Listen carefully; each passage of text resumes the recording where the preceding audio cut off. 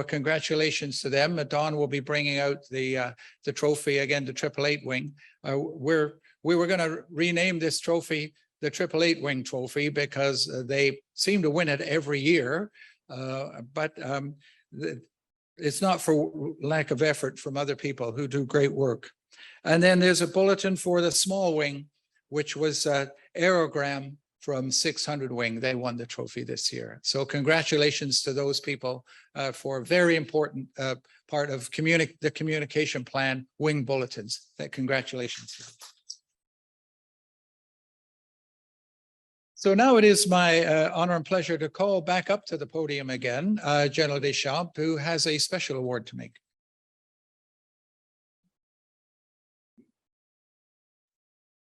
Thank you, Mr. President.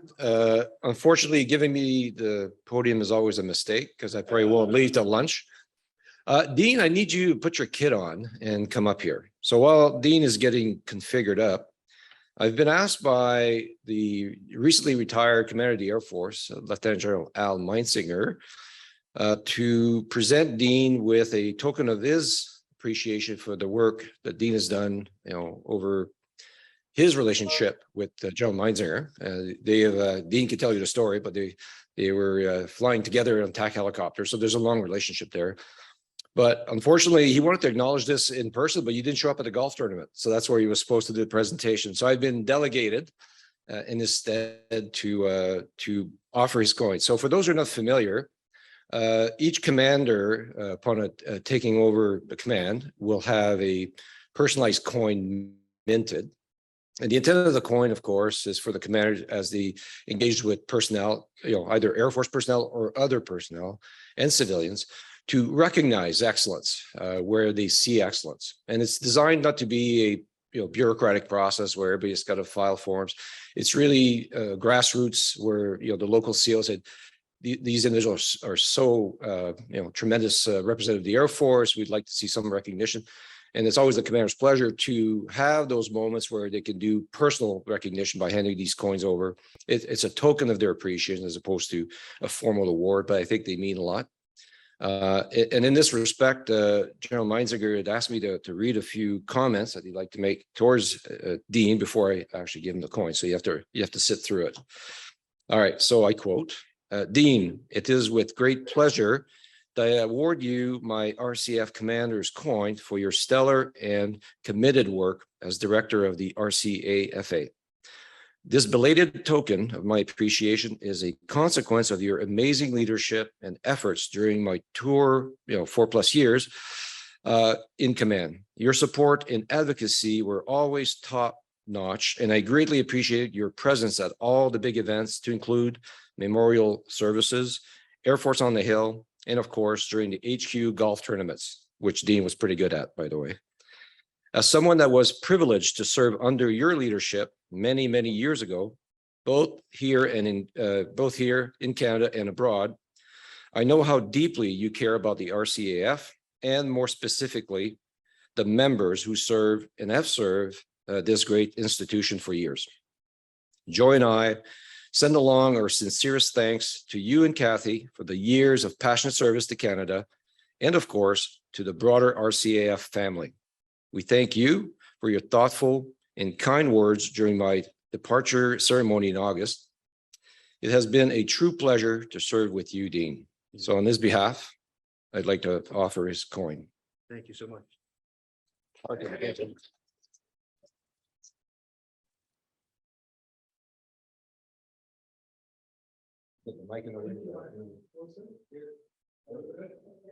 Oh, Stephen's got it. Yeah. Perfect. Don't go away. So of course, no one wants to be outdone. So I just happen to have a couple of my coins left. So commanders typically, when they retire, you try to reduce your stock. You try to give away all the coins you can before you go, because it's your last chance to give these coins out as a commander. However, sometimes you do wind up with a few coins left in your pocket. I happen to have like 3 coins left. So I was mindful of these, the fact I wanted to recognize Dean in the past, but we didn't have the AGM in 2020. So General Meinsinger's nudge reminded me that I do owe Dean some recognition that's long overdue. So my perspective is having been the honorary president of the ISO for 6 years now. I've had a chance to observe Dean. I knew Dean from before, of course, when I was commander, and we did interact at all these other events that General Meinziger mentioned. But I got to know him from the inside, meaning inside the association, watch the amount of work that he does with his very small team, Wendy. So I was thoroughly impressed, and I've grown to respect Dean tremendously as an individual, and certainly as a professional of the not-for-profit world, which is a pretty Byzantine system if you don't know it. So not only is he the force majeure behind the Air Force magazine, keeping that vibrant moving forward, he's also taken a lot of time to learn this new space that we have to operate in, taking courses, getting certifications. In other words, invested tremendous amounts of his own personal time to grow as a leader in the institution, to enable the board, to inform the board, so we can be successful. So that's not an insignificant commitment on his part. And I want to recognize that as an important aspect of why the association continues to be successful, notwithstanding our challenges. But as an organization, I think we should recognize that Dean is one of the reasons we are still vibrant and moving forward. So my coin, I like to think is special, more special than Al's, because, well, it is the first coin after we became the RCF again. So this was minted in 2011 after we were given our royal title back. So it's the first commander's coin that has RCF on it. So on behalf of myself, of course, and the past RCF that I commanded, I want to recognize your service. Thank you.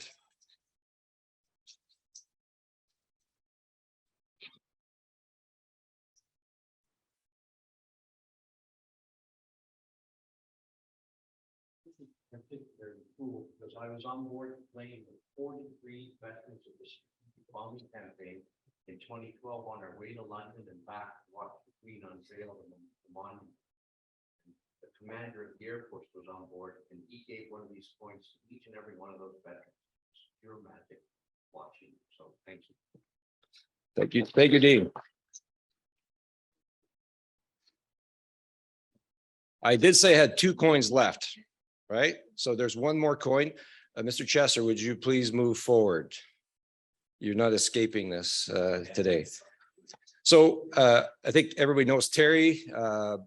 Terry's the kind of guy that is charming, charismatic, but he's also a leader. It's something that's I think is bred into him. He takes charge of the situation, looks for solution, and moves forward, makes decisions, and that is a valuable commodity. I have witnessed that across different parts of the military, and it's always deeply appreciated when you see it in action. And I've known Terry for quite a few years. He was my CO in GK, and I got to know him a little bit better there. And I learned a lot from this individual as far as what leaders do and what they should do and what they represent. So again, having a chance to work with him again inside the Air Force Association, I got to appreciate once again the tremendous qualities that this man embodies and his dedication. 2020 was a rough year, right? Not only did we go into COVID lockdown, we lost our president quite abruptly, and nobody could foresee that. And it jarred the association. It was a very disruptive moment, losing somebody that we all knew well, who was a pretty important figure inside the association. And it created a bit of chaos as we try to get our heads around what's next. Terry did not hesitate, although he had a lot of stuff going on in his own personal life at the time. He did not hesitate to step up and say, I'll take the interim chair until we can sort this out. And it was a pretty critical moment for the association to not lose momentum. Terry stepped into the job. And of course, nobody's going to let him go once he's in the job. So here he is 2 years later, still doing the job that he's done before. And he's going to keep doing, as he said, until he's satisfied that the association is on a solid foot, on a solid path to the future. So I have a tremendous respect for this individual. And I just want to recognize that by giving him my commander's scoring. Thank you.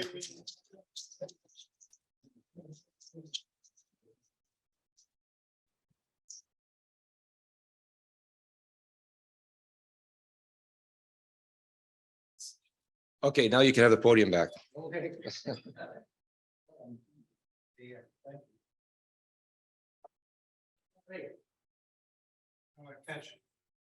I didn't expect that, so I catch my breath here. Thank you, sir. I'm deeply honored.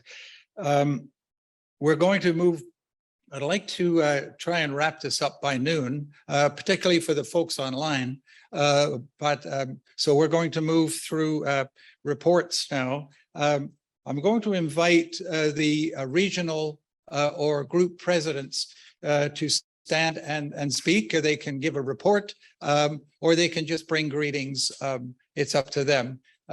Dean, do we have the portable mic handy? So if you take it right over to Serge first. So Serge is our Atlantic director. Wow. Right. It's such a pleasure to be with us, with all the family which belong. I've been served 18 years in the military and being injured, and I had to retire early.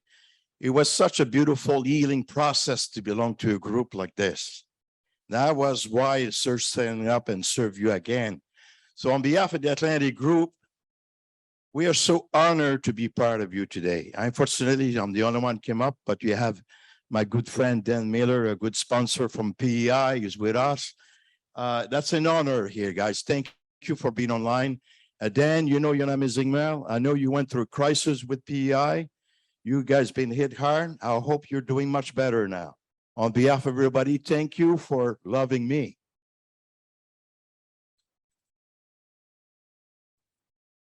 Okay, you want to give that to Henri? Henri from La Belle Province, là. Yes, bonjour à tous. Hello, everybody. I would like to probably just not cut you short, but I'd like to first of all acknowledge and thank very much the team from 447 Wing Okay. who are hosting us. Okay, and it was a great TGIF yesterday at your wing location. For those who have not seen an Air Force mess in a long time, I invite you to visit them. You walk into the place and it smells Air Force, it looks Air Force, it feels Air Force, for those who've known the old messes. So great on 447. Thank you for hosting us. Okay, it was outstanding. Back to Quebec, we're 4 wings strong, down to 150 members total for the province. Okay, we've lost 45% of our members in the last 10 years. Obviously, pandemic has hit us as it did for everyone else. But we're into a reconstruction phase, trying to move the yardstick forward.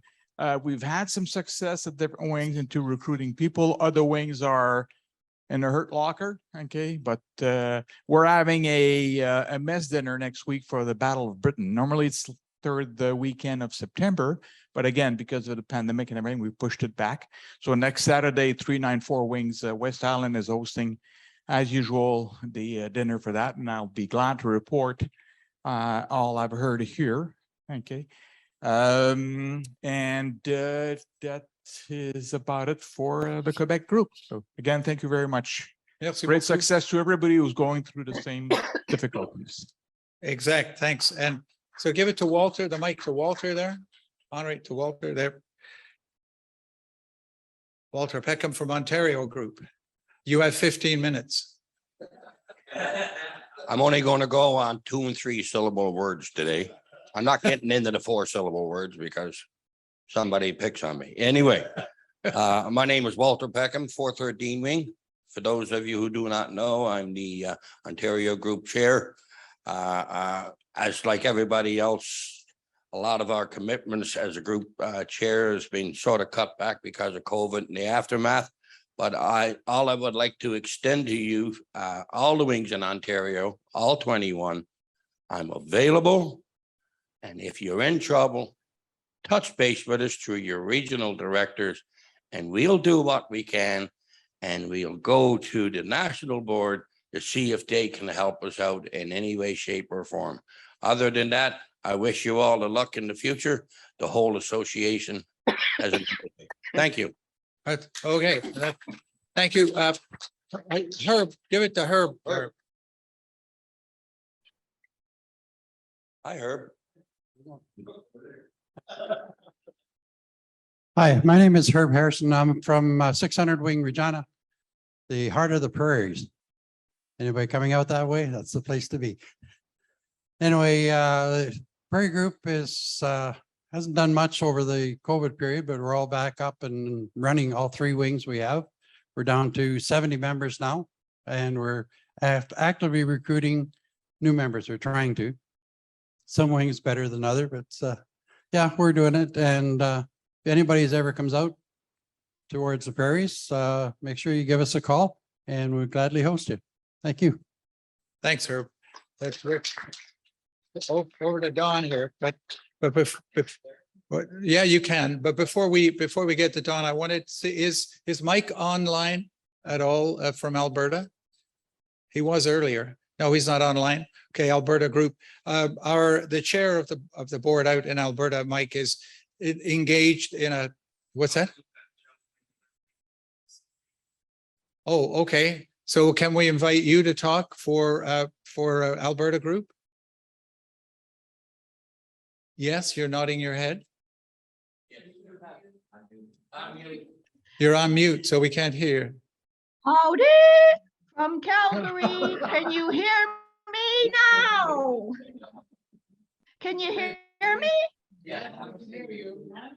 Okay. Greetings from Calgary in the lovely province of Alberta. I am a member of 783 Wing, and Mike and I have been busy, and we have lots of activities going on. Our Christmas party is coming up. We're going to have Battle of Britain. We had an air cadet ceremony at our Colonel Belcher location. And of course, a lot of things were delayed at the passing of Queen Elizabeth, but we're going strong, and we're just hanging in. And greetings from Alberta. Thank you so much. It's always nice to put a face to a name, and I'm glad you got a chance to see your group presidents, regional directors, chairmen of the boards. Those are your contacts, and those are your people that, from the wing perspective, you want to make sure you know them well and that they know you.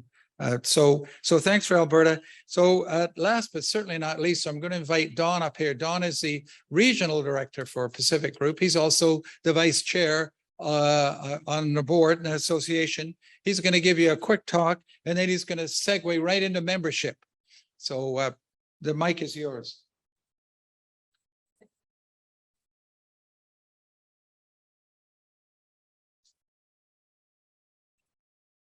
Okay, thank you, Mr. Chair.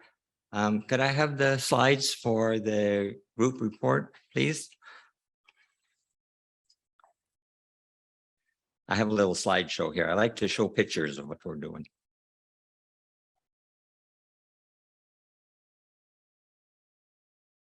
There we go, Regional Director's Report. So as you said, I'm Vice Chair and Regional Director of Pacific Region. I just want to say that since the onset of the COVID-19 crisis, all the wings in Pacific Region are forced to close their doors, as I'm sure many of you did across the country, and all the activity was virtually stopped. But in very limited and restricted settings, some wings managed to conduct a condensed version of Battle of Britain and Remembrance Day commemorations, very condensed and just in their own wing.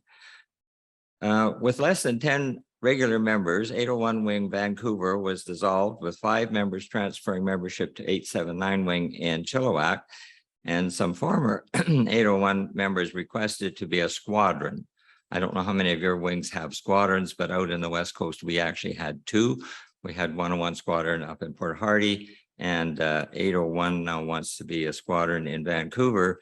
And they want to do this so that they can carry on with doing what they were doing in the Vancouver area. And that is doing the Remembrance Day things at the Cenotaph, and doing the Battle of Britain parade with the air cadets in the lower Vancouver region.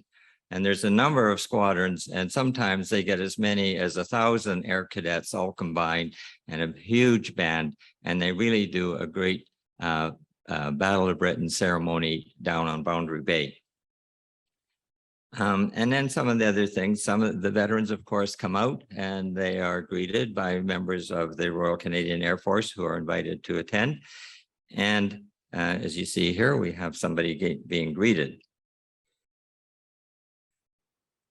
This is Wendy McKenzie, the chair of 886 Wing in Kamloops. And on May 21st, 2020, the Royal Canadian Legion Branch 52 Kamloops and RCAF Association 886 Overlander Wing held a tribute ceremony to honor Captain Jennifer Casey. And she was a Snowbirds public affairs officer who died when the jet crashed, taking off from the Kamloops airport. So the Legion and Overlander Wing did a tribute, and then again, it was outdoors in public, but it was very limited in attendance. Members of 419 Moose Squadron in Cold Lake, Alberta they have the city of Kamloops as a tie-in, I guess. And so every year they're invited to Kamloops for different events, and the wing actually hosts the squadron members who fly in or drive in for these different activities. So this squadron has Freedom of the City of Kamloops and attended the 36th anniversary dinner of 886 Wing of the Royal Canadian Air Force Association on May 28th, 2022. 888 or 886 Wing was created in 1986 as part of the RCF Association to promote the traditions and heritage of the Air Force in Kamloops and to maintain a strong relationship with the city of Kamloops. In Kamloops and 204 Black Maria Air Cadet Squadron. In 2009, 886 Wing was also bestowed the Freedom of the City in Kamloops. As director for membership on the board of directors, I've been working with our executive director, Dean, to produce a revised booklet for the book 105 membership booklet. This book is still in progress. It's a live document online and is available to any members to use in the performance of their duty. We also produced a new recruiting brochure and member pocket booklets. So this new brochure that you have, lots of copies of this, you can fold it up like this, and then it stands. Or what they've done, some of them, is they fold it like this, so you can put it in your pocket, carry it with you, and hand it to anybody. So a lot of time, effort, work on the part of the board, Dean and Wendy, to do the, I'm going to call it the big wheel. It has a formal name, and I will tell you that when I read it here. Anyway, the purpose and more informative to prospective members to have these things out. Dean sent me 2,000 copies of this brochure. And I sent at least 100 to every one of my wings. And I said, use them. When you need more, let me know, and I will gladly send you more. And I really do want all of you to use them. Please don't waste the time and effort and money that was spent to produce these booklets and then just let them sit and gather dust. So that's the booklet that I just showed you. In June of 2021, the Premier of British Columbia announced a COVID relief grant to the Royal Canadian Legions in the province. And upon hearing that news, I sent an email to the Premier for consideration of support to the RCF Association in the province, in the same way that they did for the Legions. I explained in my email letter to the Premier what the RCF Association is, how we formed, why we formed, what we do and what we try to do in our communities throughout the province. And I was very happy to get a phone call a few months later from the finance department of the government to say that I would be receiving $50,000 to distribute to the wings in the province. And they were very happy to receive that. Well, COVID kept everything closed for an extended period, and the province decided that they would give another relief grant that was going to be in half the amount of the first one. But they changed their mind and they gave us the full amount, and I was able to get another $50,000 grant, no taxes, no repayment. They had no stipulation. You take the money, you distribute it to your association wings members for them to use to pay rent, utilities, whatever it was they needed to use that money for. So some of them, I also said, I know you don't have a big overhead, but use the money to support the air cadets, to support the veterans, to do whatever is required in your community. And that's what they've done. I attended meetings, the Zoom meetings that we had on the board of directors, and anything that came up from that was distributed by me to all the wings so that they were always aware of what we were doing as an association at the board level.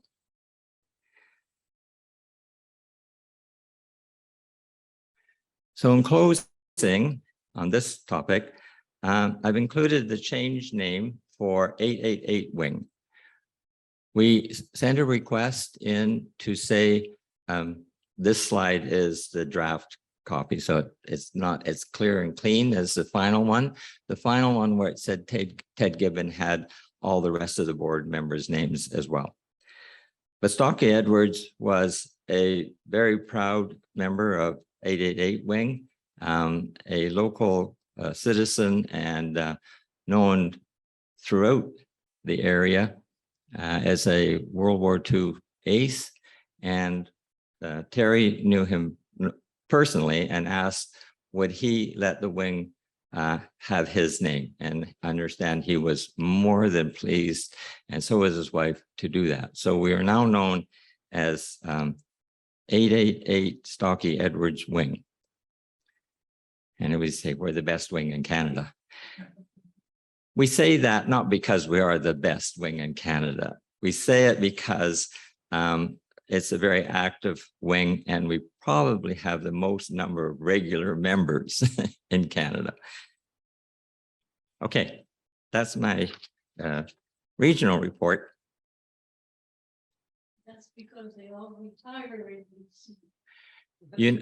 True. That's true. Comox was the retirement base. Everybody in the Air Force wanted to go to Comox to retire. And a lot of our members are actually, yes, retired Air Force, but we have Army members. Ted was a Navy pilot through the trackers and became our wing president twice around. And so it's not saying that only Air Force. It's anybody who supports the association. And surprisingly, we don't have as many members from the local 19 wing RCAF base that we would like to have, but we're working on it. We're showing them this, we're giving it to them, and we're saying, come on, you know, you've come over for events, you've come over to do some of your own little parties, come and be a member. And some of them have. Oh, that's saying, could I have, oh, thank you. Could I, that's the one, look at that, he's right on. Okay, so in my capacity as membership director, we looked at memberships, and as has been said before, what can we do to improve it, increase it, encourage more people to take out a membership. So I'm not going to read this. I'll let you read it because I've got it here on my little paper, but I can't. Need my glasses again. This is just from in the beginning where we started, how many members we went through the years. And And this is in the, it was in the Air Force magazine, volume 45, number 1, the 23rd of June, 2021. There was really quite a good write-up on that Dean had submitted.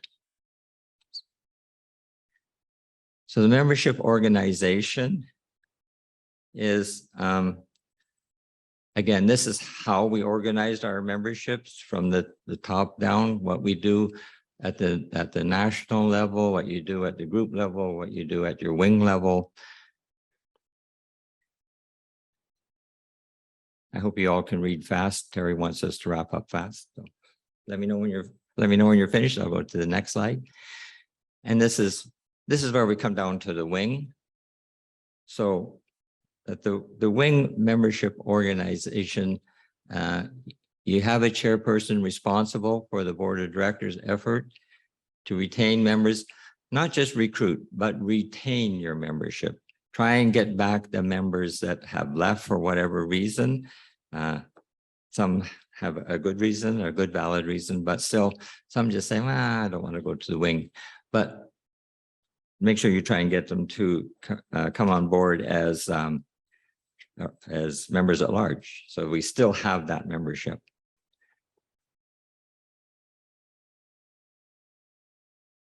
And I gotta see what this is.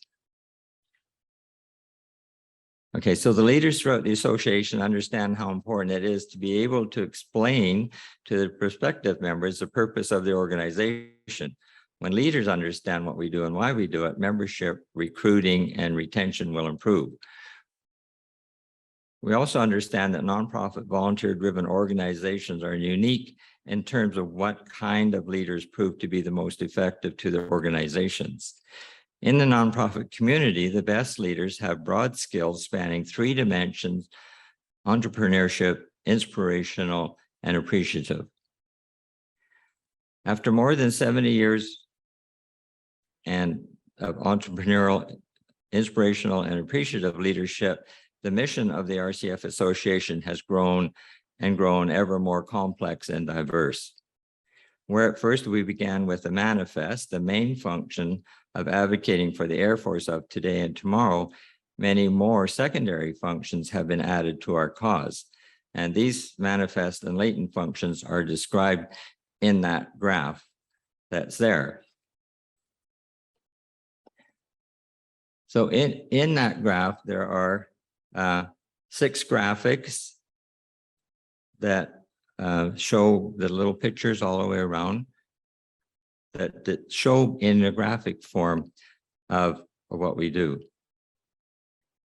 And those who stand to be impacted by what we do and who have impacted on what we do. So it's impacted by what we do and who have an impact on what we do. We keep our stakeholders in mind and at heart in everything we do, but very often we run out of resources and time and attend to some of them. In the next circle around the graph are the verbs and nouns which in one word identify what we do. Our leaders can take these words like commemorate and venerate to describe in longer communiques what we do and why. The why remains the most important part. After listening carefully to many member testimonials, we feel the whys and wherefore are best reflected in the value badges that surround the entire diagram. And if people ask you what we do, just refer them to General Deschamps, because he was telling you exactly what we as an association do. So in the diagrams around the whole diagram, reducing anxiety, education, informing are some of the examples represented by these badges. And again, 70 years of leadership have created wide-ranging, ever-revolving association. A full explanation of what should be far from brief, but we do hope a visual image helps convey some of our more important messages in a meaningful way our stakeholders can appreciate and understand. And this was written by Dean. And definitely that shows, it's in a booklet as well, and very well described. But there we go. These are the 6 graphics of what we do: advocacy, democracy, commemoration, heritage, youth, and camaraderie. And we took those and we put them in this brochure. And then on the other side, we describe the mission underneath those titles. So it's a very good brochure. It has all the information of how you can become a member. And then on the other side, it says, why choose us? We have about the association. So it's a good book brochure with the booklets that you all will get. Use these as well. These are a very good training aid. Let me see. I think this is where we're at today. The numbers change slightly. It's all kind of a floating thing between new members coming in and other members leaving for whatever reason.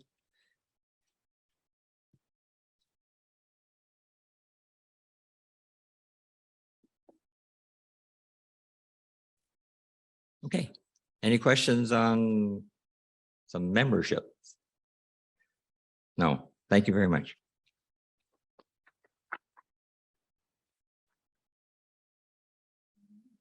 Oh, yeah, I did have one more final one.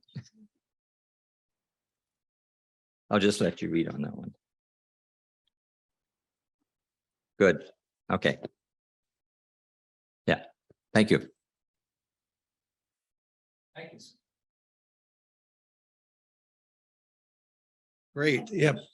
Oh, yeah, go ahead. No, no. This gentleman, but of the Atlantic chair. You need the microphone. That last slide is unreadable. I think I can. Oh, well. Thank you. I just want to know how hard Fiona has hit your membership and your wings.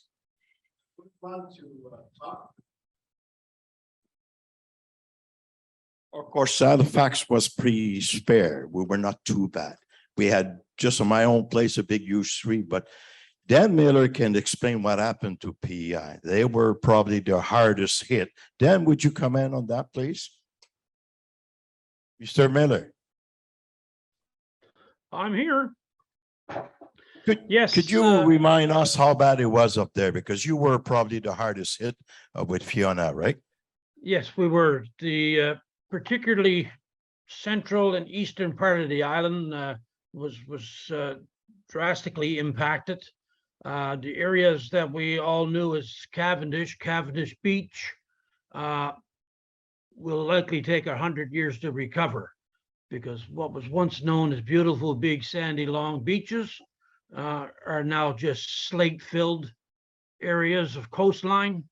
The dunes that were protected for the piping plovers, rare species of birds, about 75% of them are gone.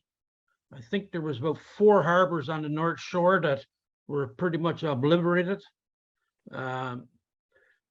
As of last night, there was only 3 houses left to be hooked up. So we have people that have been without power for 21 days. Thousands upon thousands of trees have been downed. You drive around even Charlottetown and the outlying areas, the roads look like it would be in the winter time, but instead of large snowbanks, it's large piles of trees that have been cut down and limbs and branches and this kind of stuff stacked up. But all in all, the island, we fared well. We didn't lose anybody as a direct result of the storm. We did have a number of casualties and 1 death due to improper usage of generators, unfortunately. We have a large number of new Canadians, I guess, or immigrants here on Prince Edward Island. And unfortunately, a lot of those folks don't have a good understanding of this kind of equipment and the dangers that they can experience with it. But again, on the grand scheme of things, everybody is still here. We're all recovering. We couldn't have asked for better weather since the storm, which has allowed people to get out and get things cleaned up and so on and so forth. And of course, I'd be remiss if I didn't acknowledge the other parts of Canada who were Johnny on the spot with teams and teams of volunteers, whether they were other power companies, volunteer groups. There's still a group here, the Samaritan Workers, I believe they're called. There's over 200 of them, and they're going basically door to door with families who need help with down trees or damaged roofs and this kind of stuff. So no, we've come through it pretty good. So, but it'll be a long road to recovery for sure. Thank you. Thanks, and it's wonderful when we got a medium like this so we can talk coast to coast. We can talk directly with the people. Thanks very much. Our hearts are with you. My heart particularly, my wife of 51 years is from Borden, Prince Edward Island. And we're going back next summer to help with the rebuild. As you said, it's going to take years to recover that jewel, that Emerald Isle of Canadian Confederation. So thanks very much for that. Before I introduce Dean to do the audit reports, I know you've been waiting with bated breath to talk about the budget and the audit reports. There were a couple of items. First of all, I just want to reinforce things that Don said. These two pieces of paper, this booklet, which everybody should have, and this, you should carry those around with you for the opportunity to speak about our association. When someone says, well, I don't expect you all to understand all the intricacies, but if you've got this and you've got this has everything you need to know in one concise little booklet about us, what we do, where we are, and how we impact. So please make sure you get your hands on copies of this. If you need more, as Don said, your group presidents have them. We have lots at the national headquarters. We want to put this, it's no good to us sitting in boxes. We want to get this in the hands of our current members as you go out and talk us up. I mentioned in some of my briefing, we were talking about honoring past members who had left us. And I neglected to mention that Dean has actually put that in your book. On page 61, if you'll turn to your book, Dean has put the last postings of our members who have recently left us. And in there, you can read on those matters. I had neglected that. Last, I had a couple of questions in the break about how we finance things like the visit to the Queen's Jubilee, Air Force Day on the Hill, the Billy Bishop breakfast, the Vimy dinner, all the things that we attend on your behalf to represent you. And I just thought some members may not understand that those projects are completely self-financed. We do not use members' money in those events. For example, the Queen's Jubilee, we got funded through donations of $17,000 and grants from Veterans Affairs, the Legion, and a Heritage Fund of $16,000. We were able to completely finance that. And then, of course, those of us members that went dug deep into our pockets. The breakfast, the Dawn Patrol breakfast, is financed by money from sponsors. Air Force Day on the Hill, again, Dean goes out and gets money from sponsors and does great work in helping us. In all of our activities, our members' money is used for the costs of the association. That's all they use for. They're not used for those. We have other ways of sourcing those funds. I just wanted there was a bit of a misunderstanding that some of our members thought, oh yeah, you guys are going off and spending our money, having a good time. That's not the case. It's all done above board. Your money, which we guard very, very carefully, is used only for the activities, the wages, etc., and the costs of running the association, the rent, keeping the lights on, etc. So just thought I'd mention that. So Dean, I'm going to move on you got 15 minutes. And we're going to be talking about the budget and the audits and stuff. And we want to try and get out of here at a decent hour, but of course, take all the time you need, mon ami. So are you going to be doing it from there? Oh, are you going to come up here?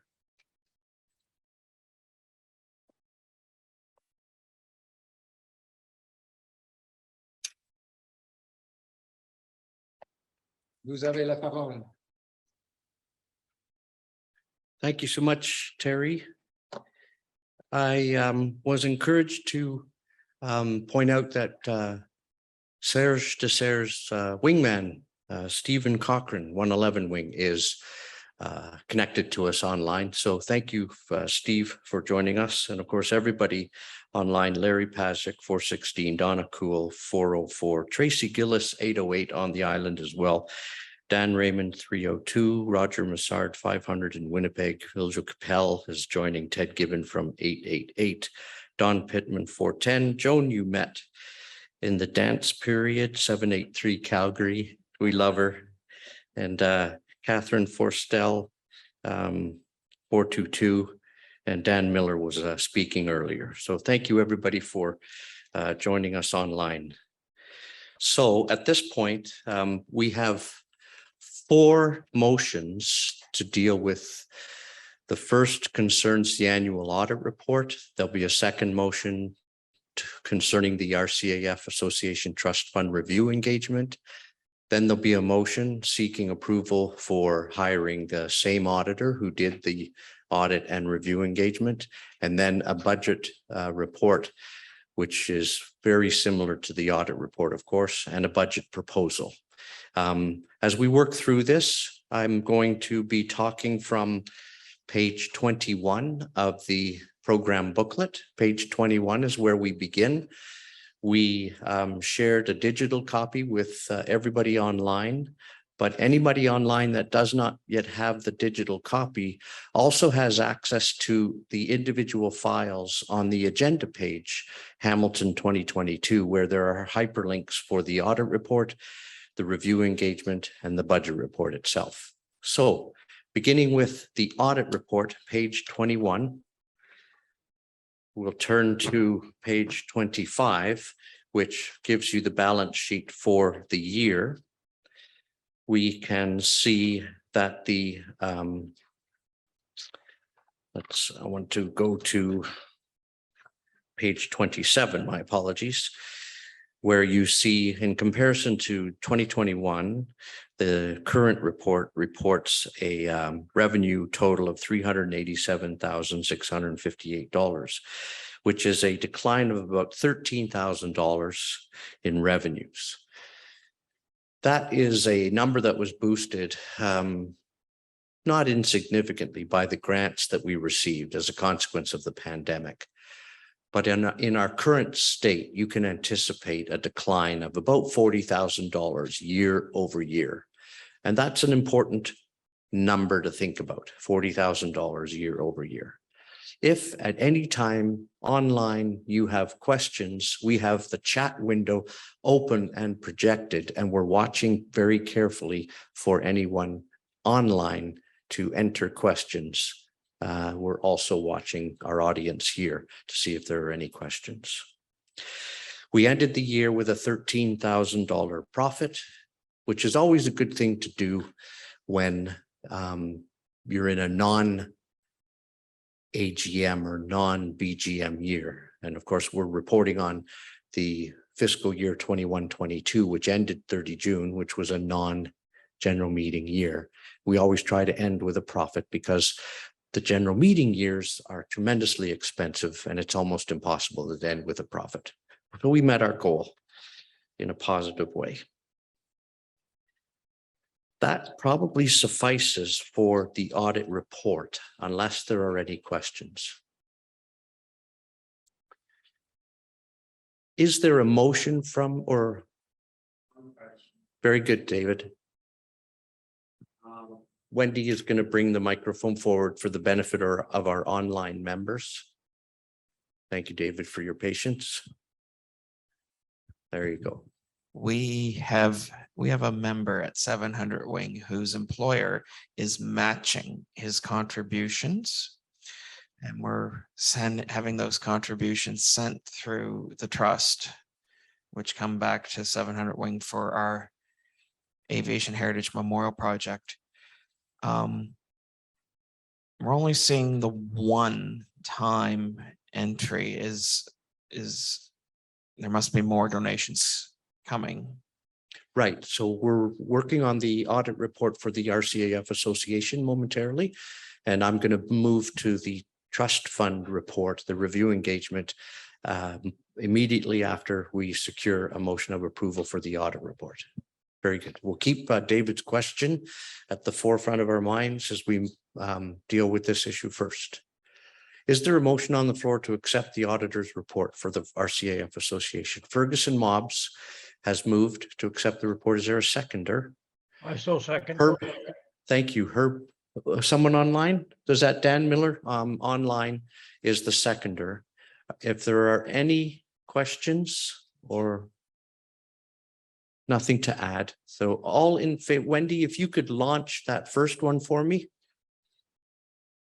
Wendy will launch the poll that requests them to vote, and meanwhile we'll collect your votes. All in favor? Opposed? How many votes does it tell you, Wendy?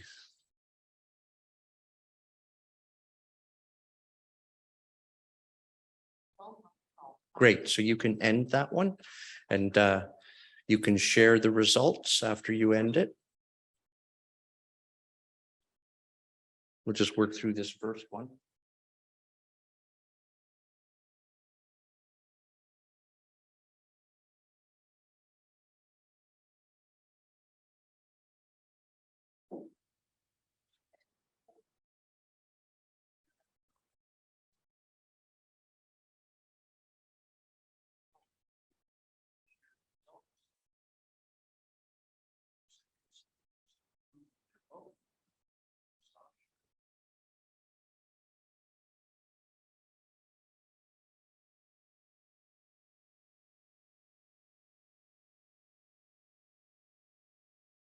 So we have 12 out of 12 votes in favor, so that motion carries. Now we move to the review engagement for the Royal Canadian Air Force Association Trust Fund. Starting on page 32 of your program booklet, or access the downloadable link on your agenda page. This is the annual summary and overlook at the activities of the RCAF Association Trust Fund. This is what all of our members and others outside the association donate to keep things going. There's a big number there against the RCAF Foundation. Folks familiar with that understand the RCAF Foundation came together a couple of years ago, was a project of Lieutenant General Mike Hood, the commander of the RCAF. And we're helping that organization stand up by acting as the charitable arm for the RCAF Foundation. They are not a charity. And to date, most of the folks interested, like the big companies interested in donating to them, do indeed need charitable tax receipts. And we're the agency that does that. The RCAF Foundation cannot do that. So the funds come to us, and we forward them on to the RCAF Foundation. Wendy sends a receipt to the agent or agency that is requesting it. And the RCAF Foundation is very, very happy with our support to the tune of $753,991, at least in 2022. Another $425,000 the year before. So far, so good. David, your question was to the 700 wing number, which currently says 398. Right. Okay.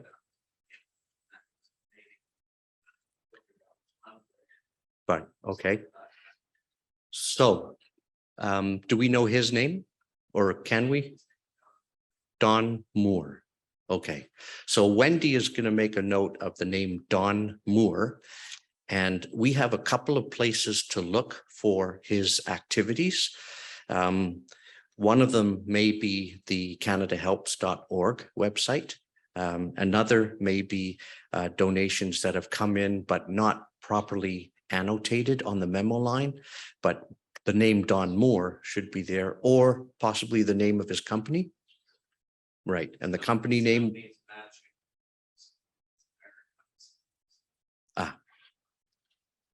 Sounds like Wendy and I should. Understood. Okay. Wendy and I will touch base with you afterwards to make sure that we know where to look. Great.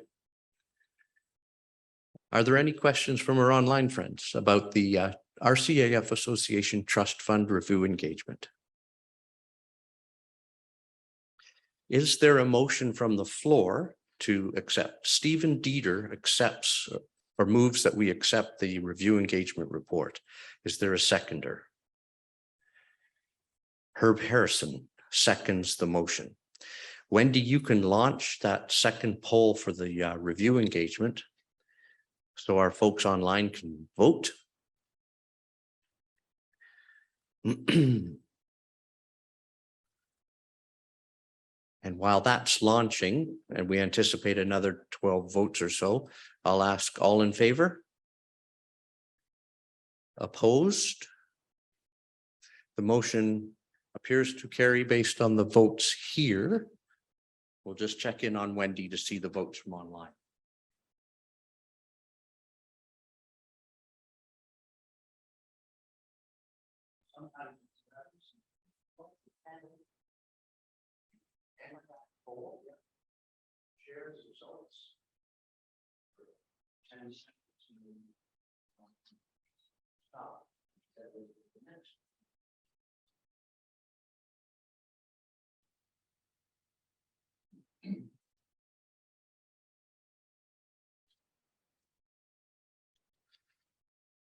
So the motion carries to approve the review engagement for the RCAF Association Trust Fund. And based on the unanimity of those two motions, it's reasonable for me to request a motion from the members to rehire or appoint the same auditor for the next year. That's Mr. Ted Lipinski of Ottawa and his assistant Lewa, who have done our audit of the association and review engagement of the association trust fund for several years. Is there a motion to accept Mr. Lipinski? Serge de Serge. Thank you very much, Serge. Is there a seconder? Jim Sherb from Sarnia and 413 wing. Okay. Launch the poll. Okay. When you have your 11 or 12, Wendy, you can close the poll and then share it with our online friends.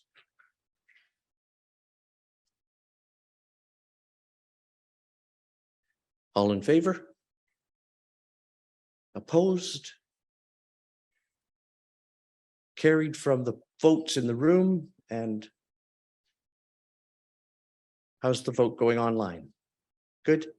Okay, so we'll close that poll out and we'll share it, the results, and move on to the final step, which is the budget report, which is found some details starting on page 51, some considerations for those with the fiduciary and other wing presidents and group presidents who have ideas about the way forward,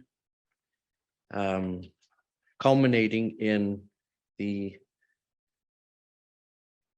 budget report on page 58.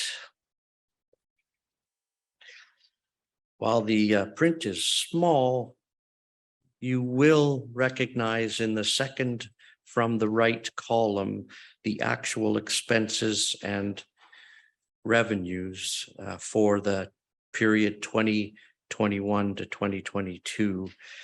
The profit of 13,029 matches up with our audit report that you just approved.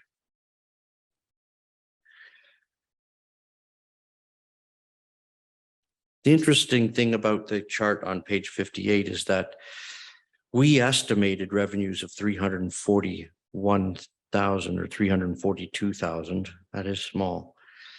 We came in about 45,000 higher as a consequence of the grants again. But our estimate was between $40,000 and $50,000 lower than the previous year. And that's what I think everybody should anticipate going forward from here, as that we use up the grants that came to us in 2020, 2021. On page 59, the numbers are a lot better, a lot clearer. But the difference about page 59 and 58 is on the right-hand column, you have the budget proposal for the next year. We're signifying 342,500 as our estimated revenues. And we're allocating those revenues against the expenses that are shown below, hopefully to end the year balanced off.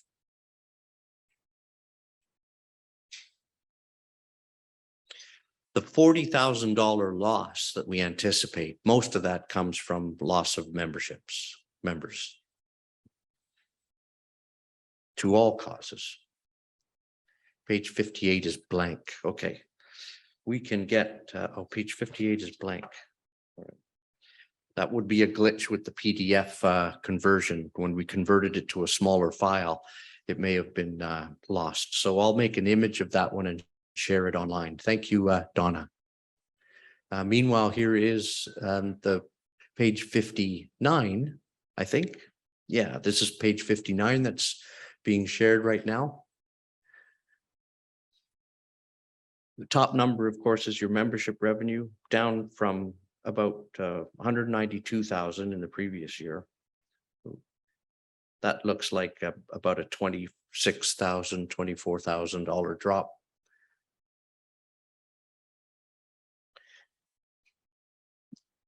There's a good comparison you see in the right-hand column, the third number down, $32,000. The number against it, 8,541. That's a consequence of the contract that we had enjoyed with the RCAF for Air Force Magazine. That had two components, about $32,000 a year in exchange for 4 pages of editorial content from the RCAF that we published in each magazine, as well as 2,500 copies of the magazine distributed to Air Force addressees in exchange for about $32,000 per year. That contract has been terminated in favor of drawing it up anew and offering it up for competition, as is the common practice. The last word we got was that it would be December when we would be invited to submit our proposal for the RCAF to come back to us. And our proposal would be in competition with anybody else out there that would be interested in the same contract, which is only fair. But there's a couple of things that we do that nobody else can do. For example, the commander has almost 500 addressees on there who are the Canadians who run the Air Cadet squadrons across the country. Our competition is not going to pick up that address list. They're just going to sell their magazines, right? We do the work to get those magazines directly to those Air Cadet squadrons and those youngsters. And that's a part of the special kind of unique service that we offer. And it's one of those things that happens to be embedded in the stakeholder map and your business ecosystem. So we're going to be promoting that service as sort of a feather in our cap to the commander of the Air Force when it comes time to reconsider offering us that contract in December or January. I think that concludes everything I would want to say about the budget proposal and the budget report. Okay, thank you for that. Are there any questions about the budget report or the budget proposal? Yes, Gord. Gord McNulty from 447 Wing here. Yes, your microphone is coming to you now. Yes, thank you very much. Who do you see, Dean, as potential competitors for this RCAF editorial content contract?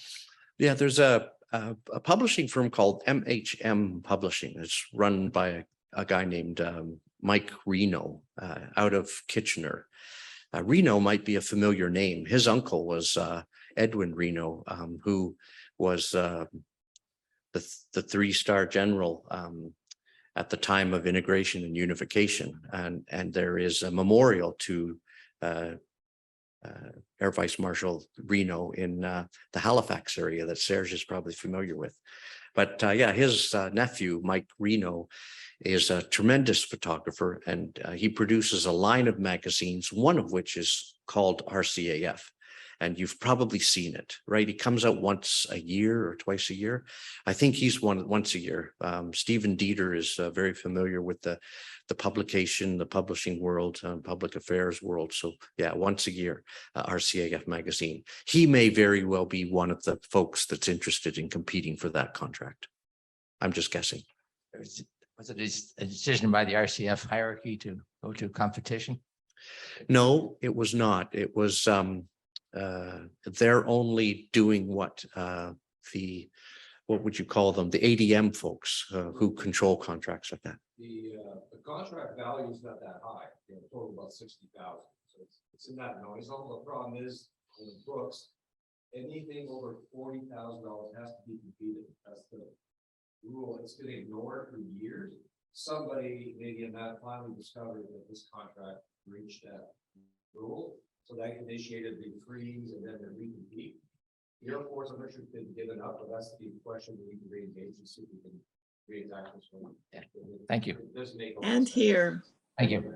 Great. Yes, the question was who's competing with possibly competing with us, and we were looking at the background into the decision that was made, and we made it clear that it wasn't the RCAF decision; it was ADM Material who discovered that our contract is worth about $60,000, but at 40,000, there's a trigger that means it's supposed to go out to competition. And ADM Matt only recently discovered that we were one of these contracts that was in excess of that $40,000 value. So they had said it had to be competed, and General Deschamps provided that ADM Material background needed to understand why. Okay. Any other questions? So we can launch that final poll if there's a motion from the floor to accept the budget report and proposal as. Thank you, Guy. Valier from Montreal, seconder. Is there a seconder from Serge is the seconder? The poll has been launched. And all in favor? Opposed?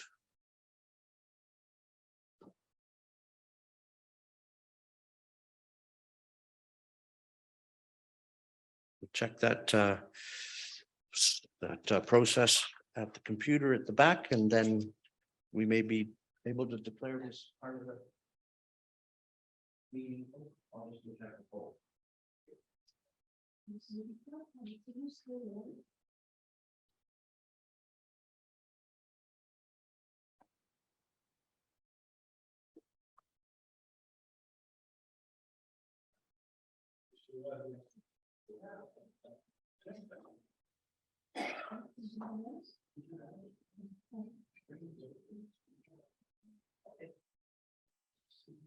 And it was unanimous in location and unanimous online. Thank you very much. I'll pass the podium back to the chairman. Thank you, Dean. Just a couple of words. The fiduciary, in other words, the responsibility for the overall financial management of your association falls to the board of directors. We hire Dean and monitor Dean. Just so you know, that audit report is available to the chair, me. I'm the one that signs Dean's paycheck, and our board is totally aware of all of that. That's a lot of money, a lot of your money that's managed. And you can see all the different things that they're doing with it. But I want you to know your money's in good hands. It's well managed. and it is audited to the nth degree. I respond directly to that audit committee as well.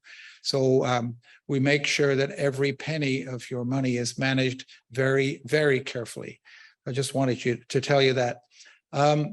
We have quite a bit more to cover, but what I thought I'd do now is adjourn for lunch.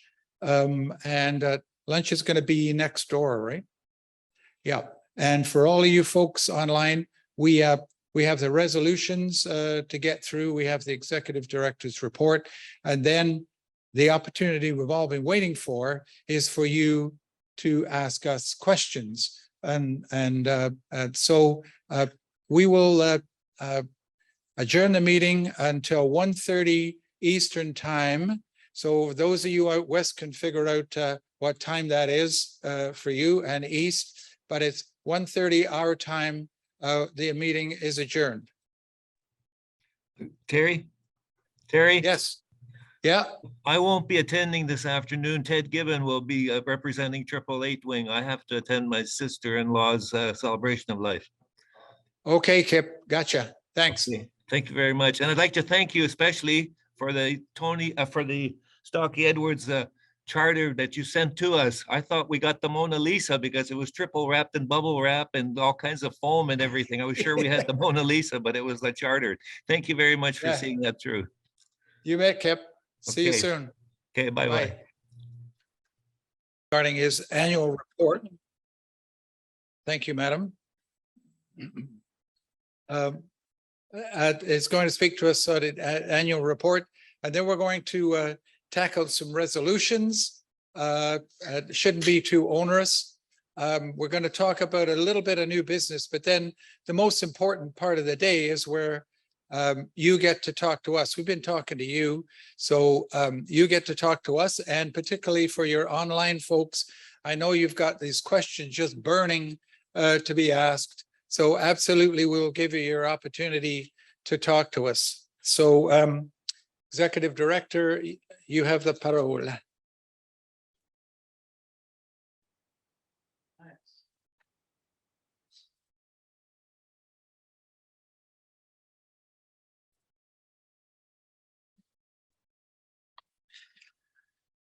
I've been invited just to spend a few minutes to talk about the executive director's report, and I'll do that immediately following surrendering the floor to the leader of the host wing committee here at 447, Mike Cuff, has just a few words to share with you about an important project.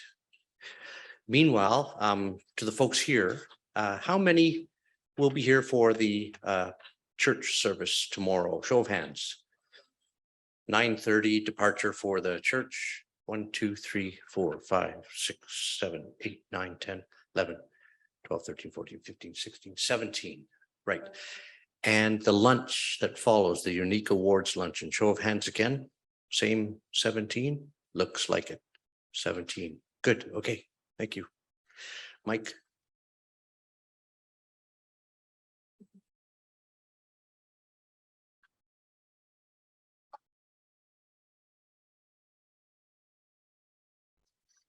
Good afternoon. Before we get to the nitty gritty stuff that you're looking forward to doing, a couple of things I want to bring to your attention. One, in your grab bags. Only the first thing say, this is 2022, June 1st, 2022 is the 60th anniversary for the 447 wing. We started in 1962 at Mount Hope Airport, right in the middle where UPS has their cargo depot. We lost that land about 20 years ago. We're now over in Mount Hope, town of Mount Hope, and per later. Okay. At the what used to be Lee's Chinese food restaurant. We took that over in 2009. That being said, our 60th anniversary, in your grab bag, you saw a cookie, a Rondell cookie. That's compliments of the chairman of 447. Honoring our 60th anniversary. I have good connections with Canadian Warplane Heritage. Brenda Wilson actually is on membership, works for Warplane. And she snagged the 50 years of the Canadian Warplane Heritage. Very thick book for all you enthusiasts, aviation enthusiasts who like these type of books. Many, many pictures in it. All signed by all the pilots of Canadian warplane. This book is up for grabs. No, not that quickly. Not that quickly. As a fundraiser for the 447 and the 779 Black Knight Squadron, we're offering a raffle for this book. I have tickets. Bev has tickets over on the table there. We'll have them throughout the day and tomorrow. $10 a ticket, 25 for 3, and we'll announce the winner of this lovely keepsake tomorrow at the luncheon. $10 each or 3 for 25. 3 tickets for 25. That's a bargain. Yeah. Last thing for tonight in the agenda, it says we're going back over the wing afterwards. And no, we're not doing that. The wing's closed. And who actually wants to go up there at midnight? Nah, I don't think so. What we did is we wrangled a room for the hotel, and we're gonna have a little reception in room 256, second floor, after the dinner. Come on over in casual, BYOB, and we'll have some munchies there too. That's it. Thank you.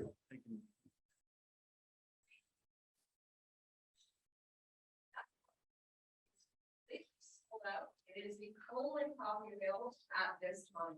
Thank you, Brenda. It has been signed by Dave Moore, our CEO, well, he worked for Transport Canada. Terry Lavelle, one of the snowbird, former snowbirds. And all the other pilots. Is a rarity. So we're only 3 or 4 that were signed. Autographed by. Great. Thank you, Brenda. Awesome.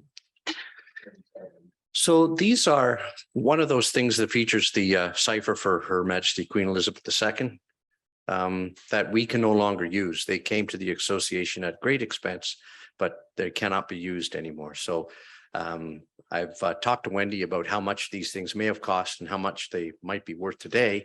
And we've sold one for $100. And I think that's fair. There's 4 more for the taking. If anybody's interested in them, please let Wendy or I know. They are an amazing keepsake. These things don't come cheap.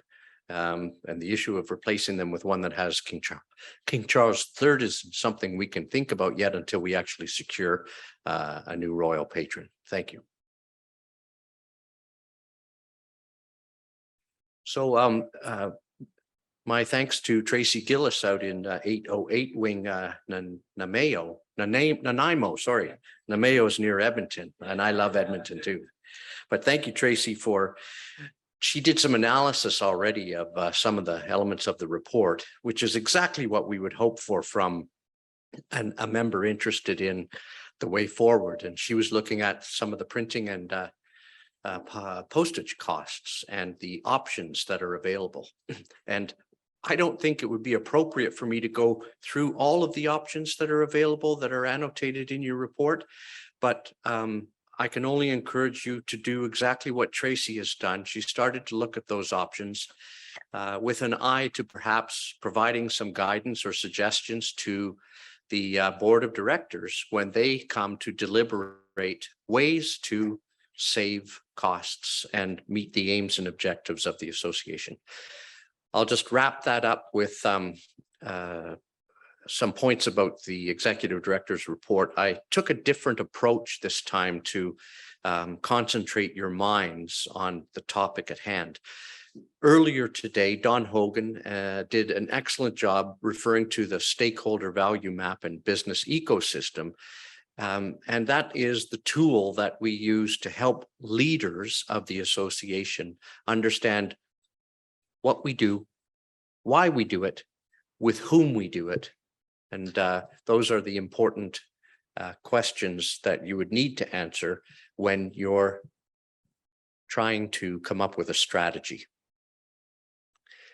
That's the tool.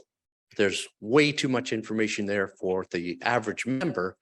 The average member is, just as Don Hogan described, embedded and happy within one or maybe 2 of the functions. And they don't see the value of all the other functions because it's just not relevant to them. The leaders of the association are the ones who informed us, provided testimonials, and helped us define the entire scope of the business ecosystem and stakeholder value map.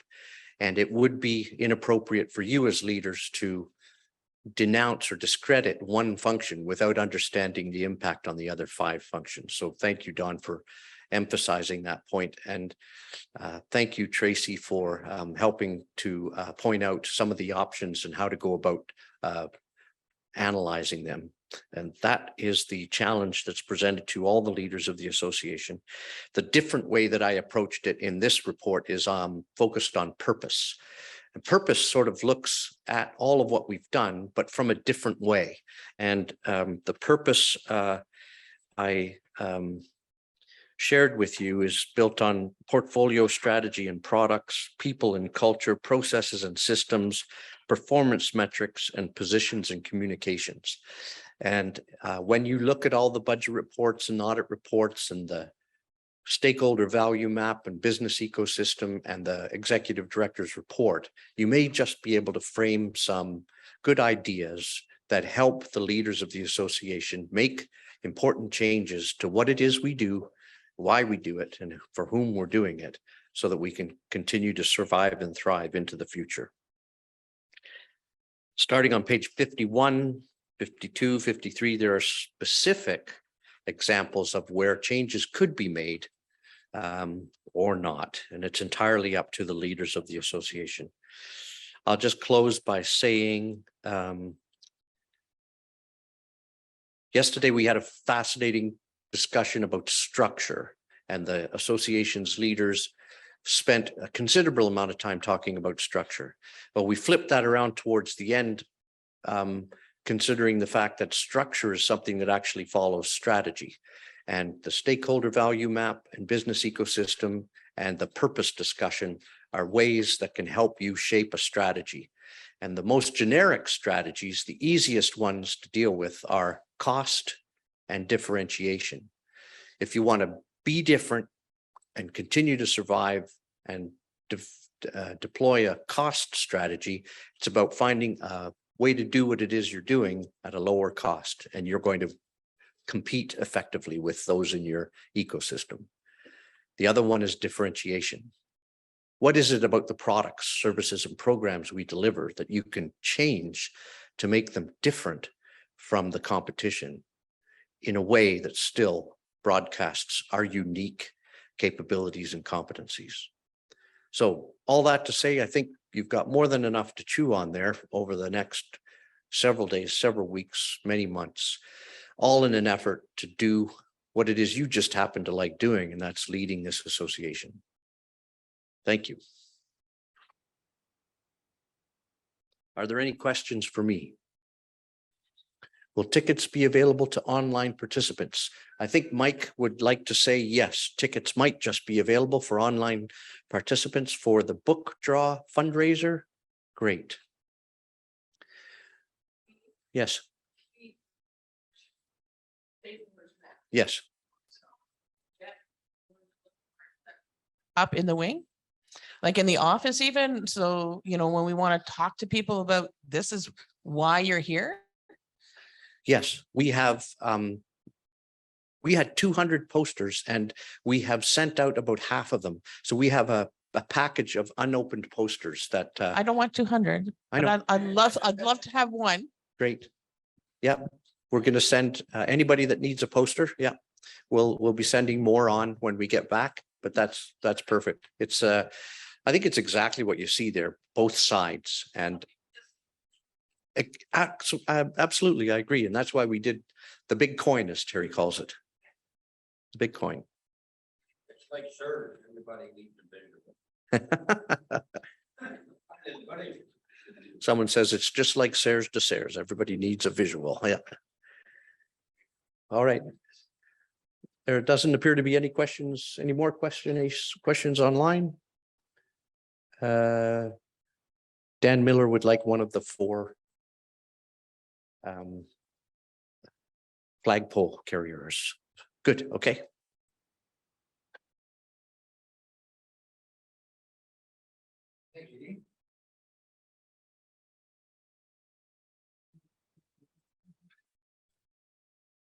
All right, as I work my way back in here, so we're going to move on to page 11 of your books there, to the resolutions.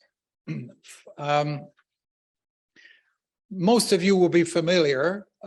I see a lot of gray hair out there, so I know with the old resolution process, where when a member in the field decided that they would like to see a change in policy or procedure, or just the way we do things, or perhaps a value-added process, they would write it in the form of a resolution. Let it be resolved that, and off it would go.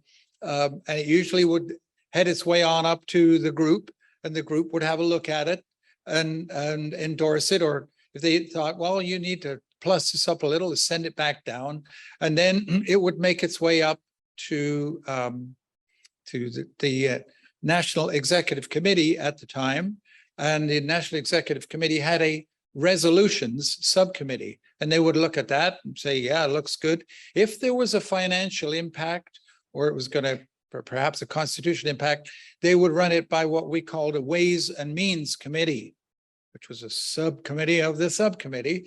They would take a look at it and make the recommendations to the National Executive Council at the time, and then it would be presented to the members at an AGM. And the members would be pre-warned that this was coming, and those members and delegates would bring their proxies as to how they were going to do it. So it was thumbs up, thumbs down on the resolution. If it passed, it was deemed to be adopted. Well, that was the old mechanism. Now we have some organizations without groups to put resolutions through. So we encourage now, if there are people out there that really have good ideas or want to propose changes, they submit the resolutions directly to us. There's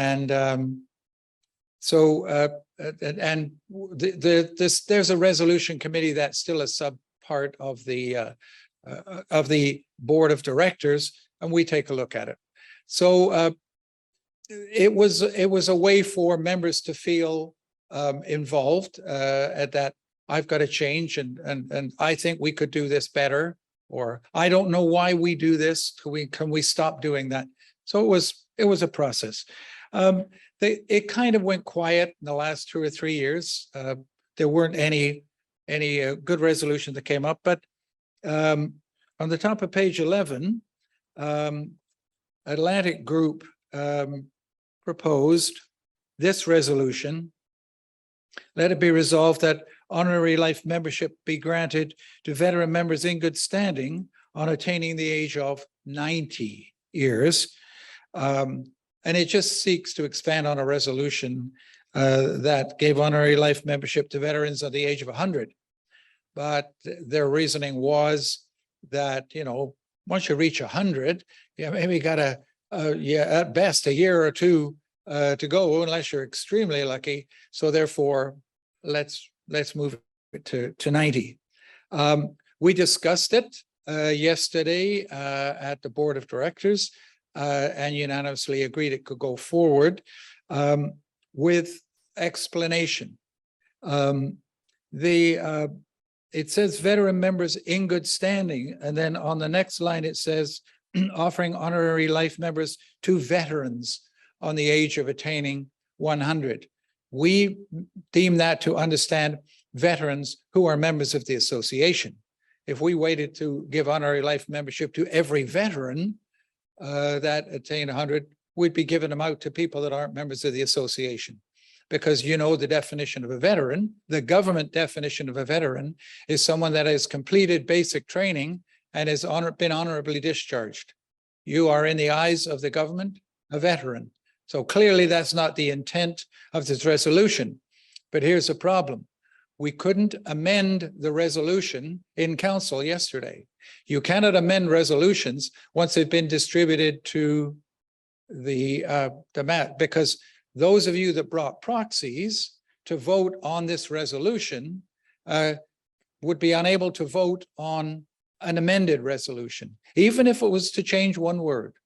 So we decided as a board that we would let the resolution stand as written, with the understanding that the second word of veterans applies to veterans of our association that are in our association. And that's what we agreed, and that we said we can bring the resolution to you.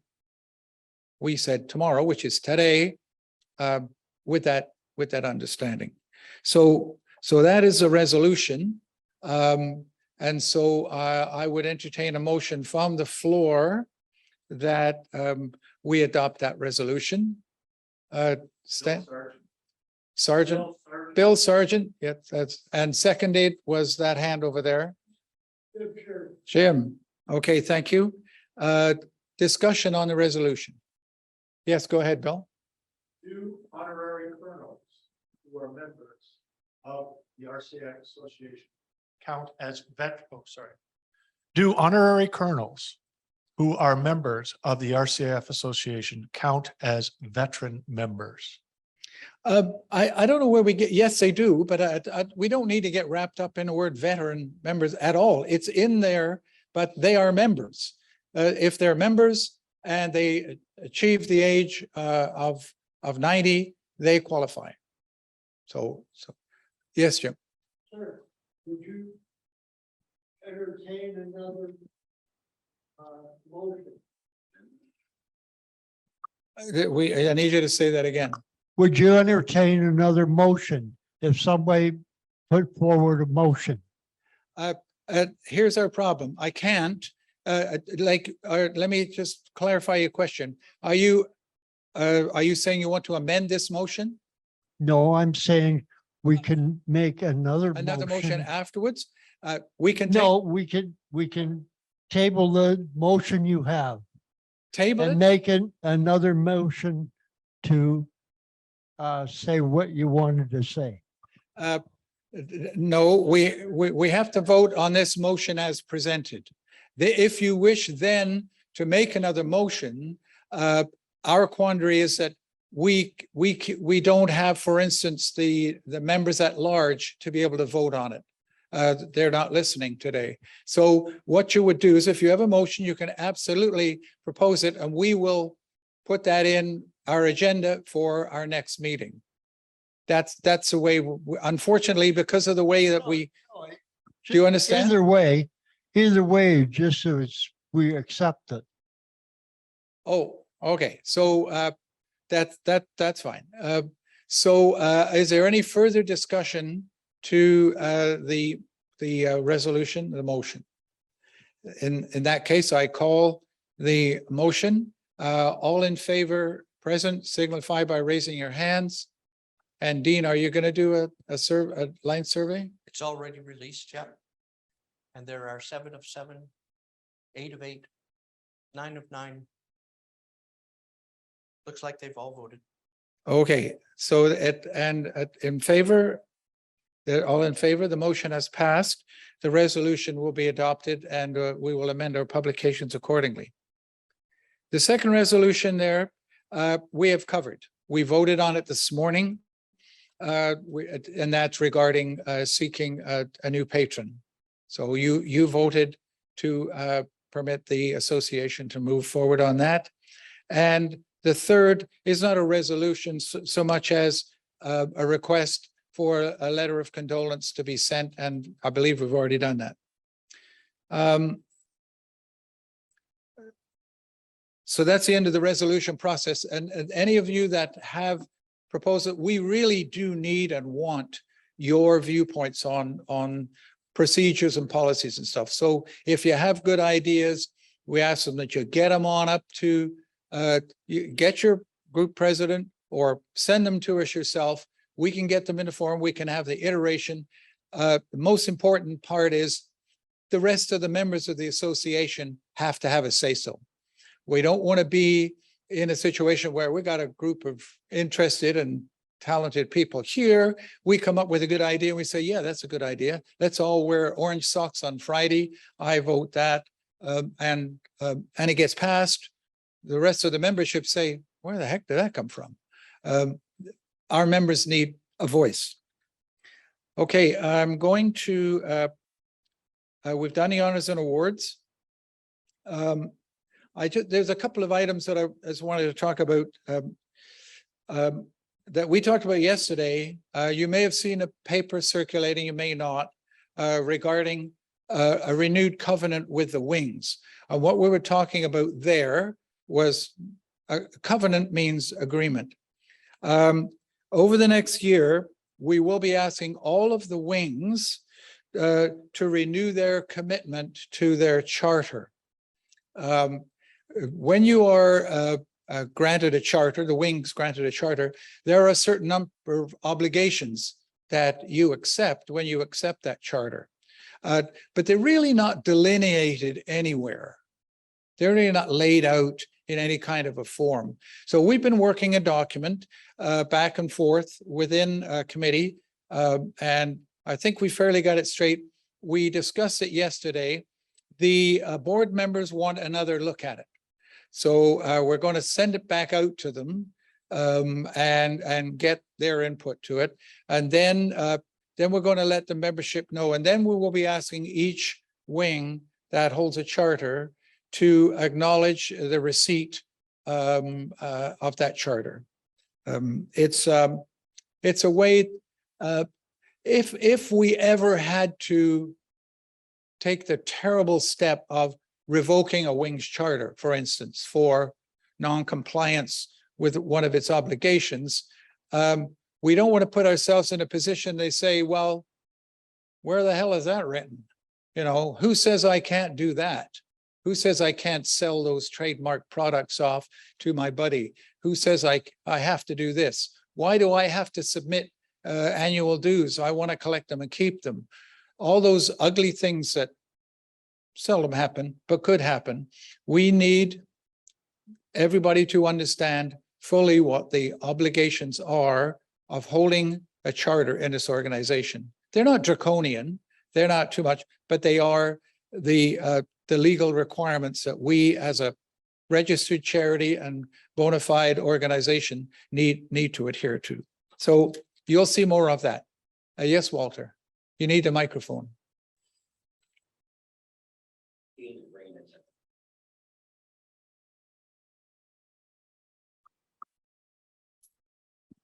Thank you, Dean. Walter Peckham, Group Chair of Ontario Group. I just got an email from one of my wing members. And I'm not going to tell you what it was. I'm just going to sum it up and ask a very, very simple question. When we review that again, revisit it as a group of directors, board of directors, it goes out to a wing. I want to know if there's a time frame going to be put in there. Say, after you receive it, you have 3 months to make comments. Just because it looks good, if the whole board approves it, right? And so what we're saying is here is the board approves it. Can a wing make a comment and make a change to it? Or suggest a change? That's all I'm asking. Or is this going to be, you receive it, you sign it, whether you like it or not, it's just like signing to sign as read. And I think we need to clarify that before we move any further. Absolutely, Walter. Good question. This association is not run by the board. This association is run by the members, and we take direction from the members. We don't tell them what to do. They tell us what to do, and we run the association according to their wishes. So when we distribute this out, the board in its wisdom makes the best decisions it can. If we send it out to the members and they review it and someone puts up their hand and said, but sir, what about this? Could you explain this further? And then we say, absolutely, here's a reason for this, here's a reason for that, and that's what it is. And then they say, okay, or, and I don't know whether you're going with this, but we're not happy with this. We don't want to sign it. No, that's not where I'm. Okay, good. Well, then, no, because we don't want to go there. That's a management decision we would have to make at the time. At the bit. They should have a voice in it before they. Absolutely. If they've given their objections and they want to do it. I just want to clarify. Yeah, it's not a final document until the members tell us it's a final document, is what I mean. Thank you. Okay? Stephen, did you you have a point?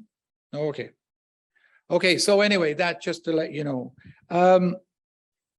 We are, as Dean mentioned, working on a strategic plan and our governance plan.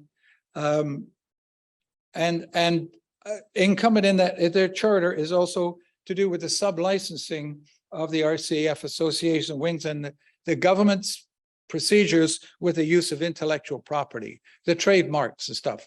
The Air Force Association is licensed by the Royal Canadian Air Force Association to use those trademarks. And Dean, and with all the education that General Deschamps talked about, has gone out and speaks to DND lawyers and speaks to RCAF lawyers to make sure that when we use those copyrighted trademarks, such as crests and badges and Air Force crests and stuff, that we do so under their watchful eye.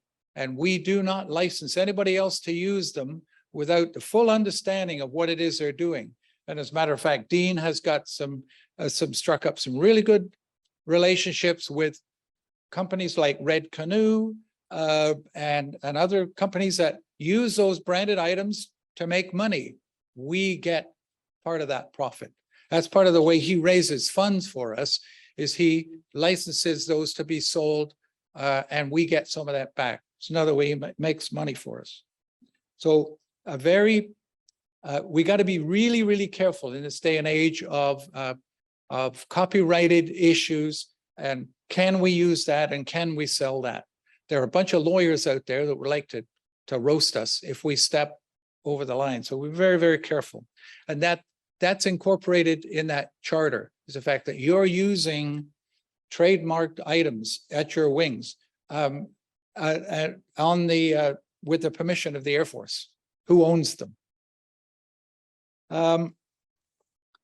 With new business and upcoming events, Dean, I don't know about the Air Force's worldwide BFA initiative.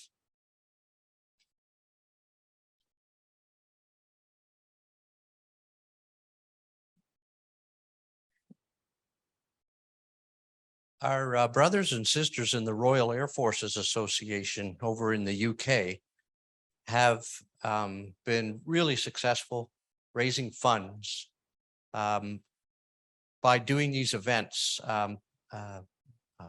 They call it the World Ride, and they have recruited our allies in Australia and New Zealand and the United States. This past year, they've invited Canada through the RCAF Association to participate.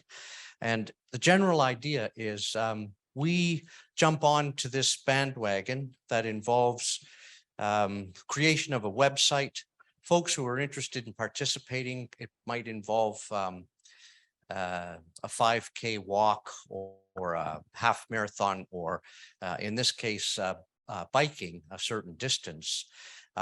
They will pay a registration fee that entitles them to a souvenir regalia, if you will, a uniform, T-shirt, what have you, for biking, and a medallion that signifies your participation in the event. And it's really successful worldwide, but they've used the world ride idea. And it's all with the aim to raise funds. So we've indicated our interest, and we're going to see how far we can take this. Again, it will appeal to members and non-members, especially those who like to bike.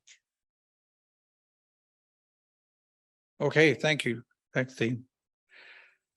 So the rest of the list there is stuff that your board of directors will be doing. The 75th anniversary of the creation of our association is next year. And so we would encourage wings and groups out there to start thinking now about perhaps a project that you'd like to take on to honor our 75th anniversary, cognizant of the fact that the following year, in 2024, is 100th anniversary of the Royal Canadian Air Force. And I do happen to know, being involved in the RCAF 100 committee, which is another thing we do on your behalf, the National Defense Headquarters, a person by the name of Colonel Maggie Jacula has chairmanship of that and has a team of people, and they're working on multiple activities to celebrate the 100th anniversary. One of the projects that we're involved in is the identification of Air Force monuments and airplanes on pedestals across Canada that already exist that might need a little TLC, might need a little sprucing up, and we can help with that. And then perhaps that monument can be rededicated in 2024. And if we work it through the RCF 100 committee, you might get a fly pass, but the intent of that particular program is to drive interest down to the grassroots level of what the Air Force was and is today. And so I don't know if those of you who've been on site, but Veterans Affairs Canada has an excellent website which talks about all of the monuments in Canada, all of them. Some are missing, but you just go to Veterans Affairs Canada and Google monuments, and it'll take you to, it's got a picture of the monument.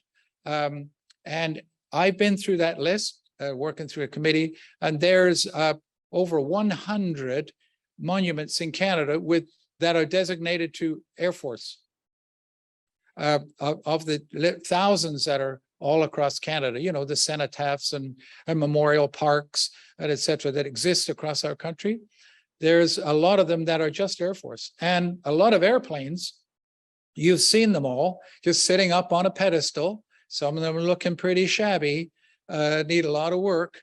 And so their goal is to identify specific ones that they can work on and help get a local committee organized, get the local mayor and council or whatever it is, whoever owns that, to participate, get a citizens committee, but it will require some stewardship from us, someone to help to steer that, someone to guide them, someone to tell them what's available. Maggie keeps telling me there's no funds available, but at the same time, we're reaching back into the Air Force Foundation that General Deschamps was talking about. There may be some funds available to help, but the objective is to get the local people involved so they get an understanding and recognition of our history and heritage. So that's just one other thing that we're working on your behalf.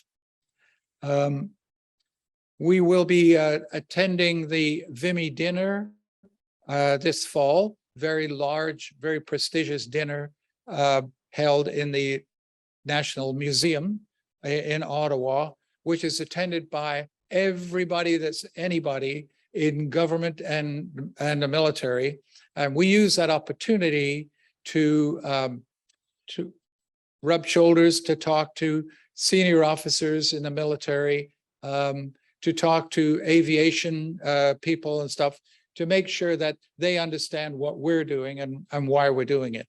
And again, that function is not using your money.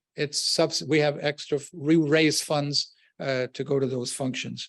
Air Force Day on the Hill is a similar function that we attend on your behalf, where we talk to senators. Many of you may remember Senator Bud Day. Well, Senator Day has retired from the Senate. And so now Senator Pamela Wallin, who has been involved with armed forces, the Armed Forces Committee, the Senate subcommittee, standing subcommittee on armed forces.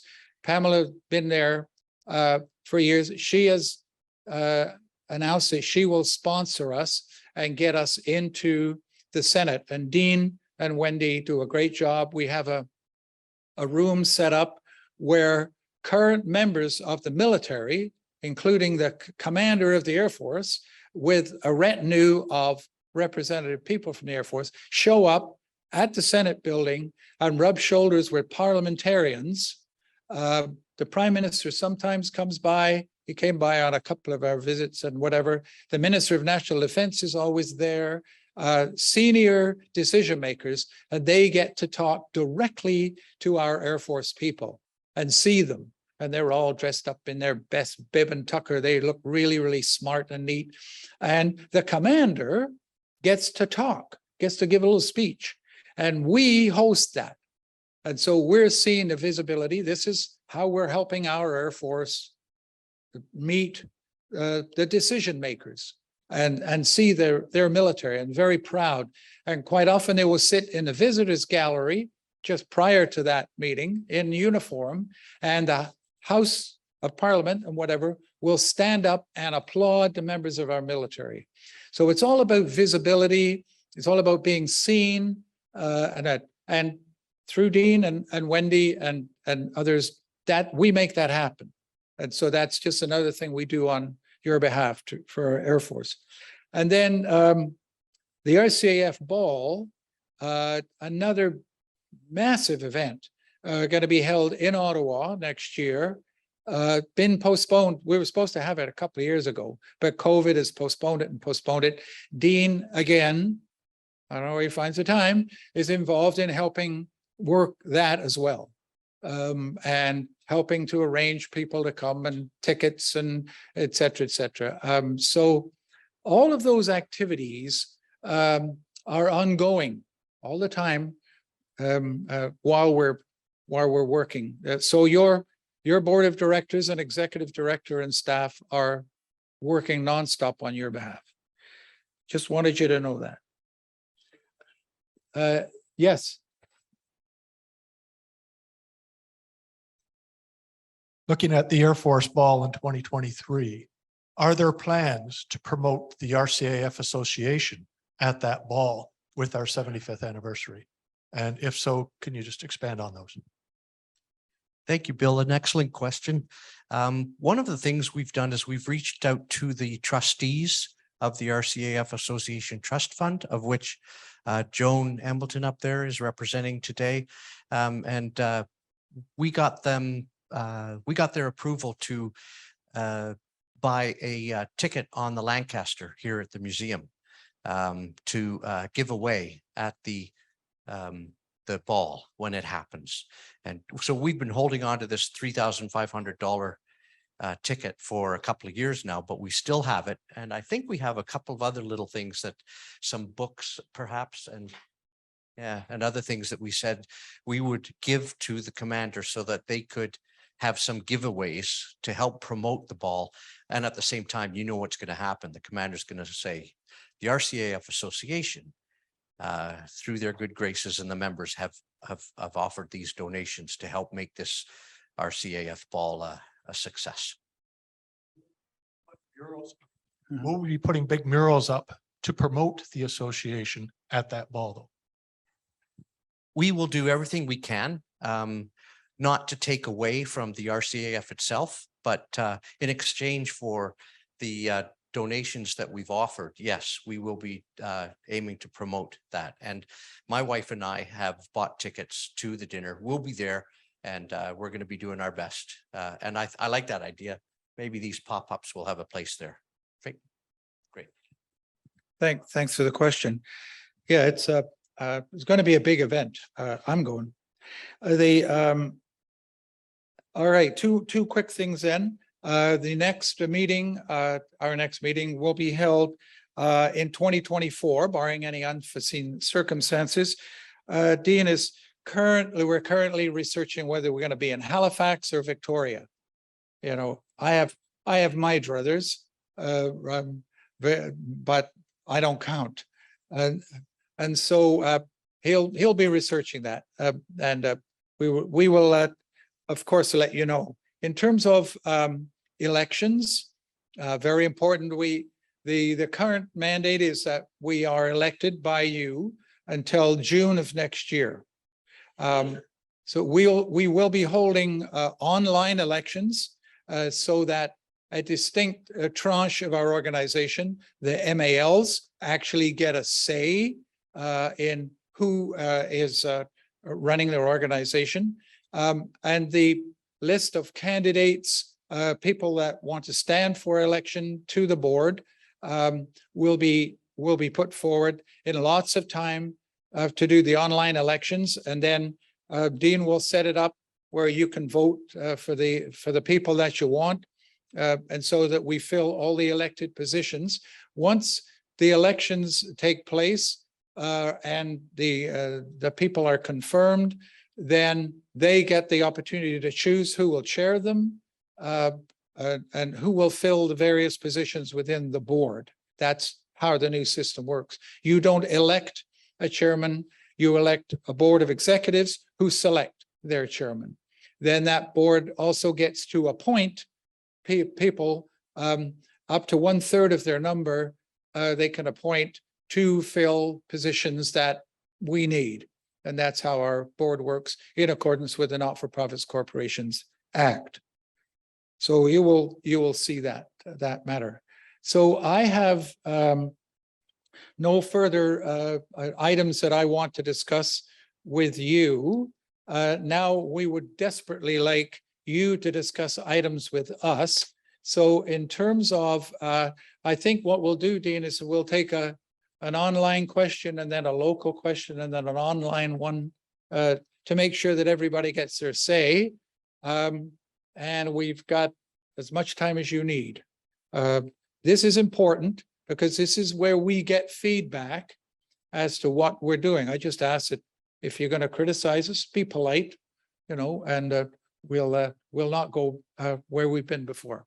So let's look online first. If you have a question, can you put your digital hand up or your physical hand up, and we will call you. It's going to be easy. No questions from online? Okay, well, that's good to know. Are there any questions? We've been so good at telling you everything. Okay, we have another question here. So you'll need a microphone. I'd just like to thank everyone here for passing the motion for honorary life memberships. Just a bit of procedure. When will the people be notified? We've got 7 members of our wing who are veterans and 90 plus at this point. One who just turned 99 and just renewed his driver's license while he was 98. Wow. So he's one of the ones who could probably have benefited from the 100+ club, but I don't want to jinx him either. I just wanted to know what the procedure is going to be for informing these people and when they would get, say, a letter or some sort of certificate indicating this honorary life membership. Thank you, Bill. Because age is not a piece of information that we are likely to collect, we depend entirely on the wings to do that. And this is one of those things that you specialize in. You're connected much more closely to the members. So we hope that you're able to reach out to your members, identify who is eligible, let them know it's coming, give Wendy or I a call, and we will generate the certificate and update the database, and we'll send that stuff back to you so that you can do it in a ceremony of your liking. Okay. Perfect. Question there, another question. Okay, okay. It's coming, the mic's coming. Brenda Rice Wilson, Regional Director for Ontario Group. And that's my question. If the group chairs are now being called regional directors, it's a matter of semantics, because you've got regional directors as the Ontario Group. What does that make us as your current regional directors? That was my misspeak, Brenda. You still have a group chair, Okay. and the regional directors work with not for, they work with the group chair. Okay, because it is in the book as regional director. Yes. And that's where a matter of Absolutely, that was semantics my misspeak. You are still as valid and needed as ever. Oh, I know where our role Yeah. is there. It was Yeah. just a terminology that if that term Yeah. was to be used for them, No, then what? no, they're group chairs. There is only one group now, one area, one region of Canada that has no group chair. And it's Pacific region. We have no group there now. The Yes. group decided to disband itself. So it is organized and run only by regional directors. So was there one online? I see a hand up online there.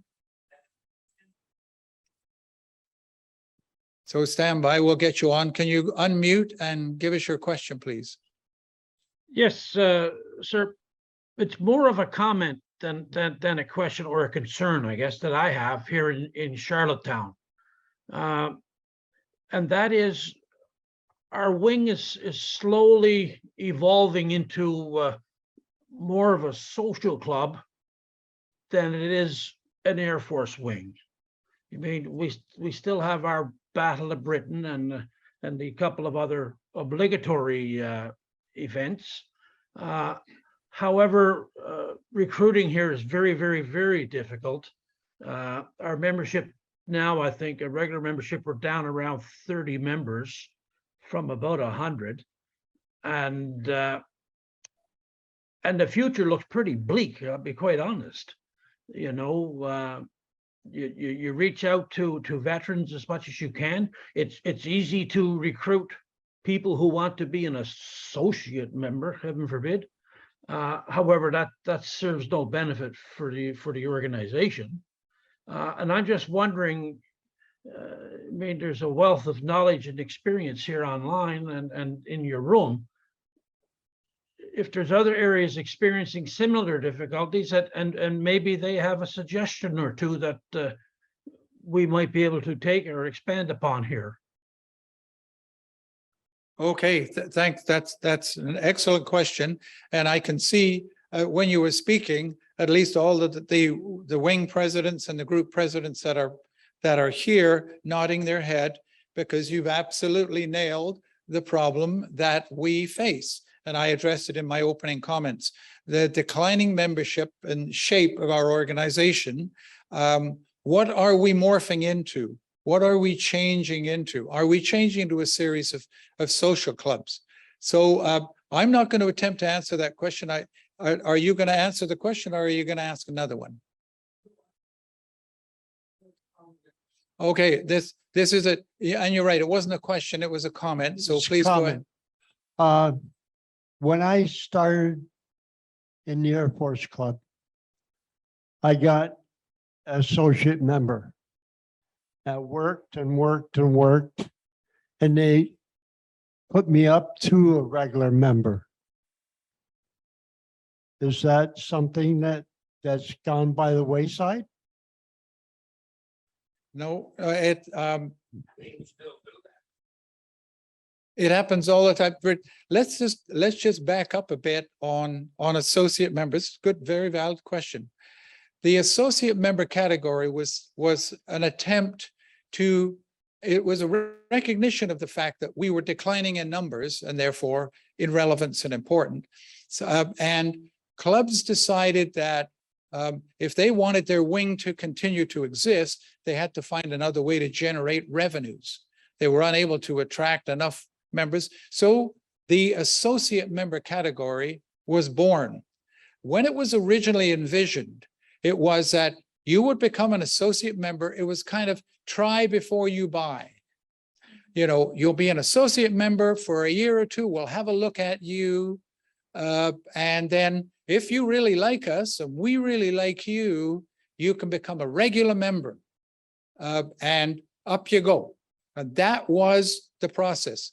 That process was evolved into now we're going to have associate members who never become regular members. They're just going to stay as associates.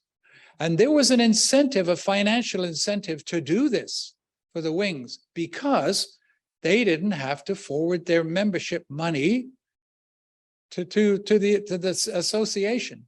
They had lost sight of the fact that people join the association first and then form into wings.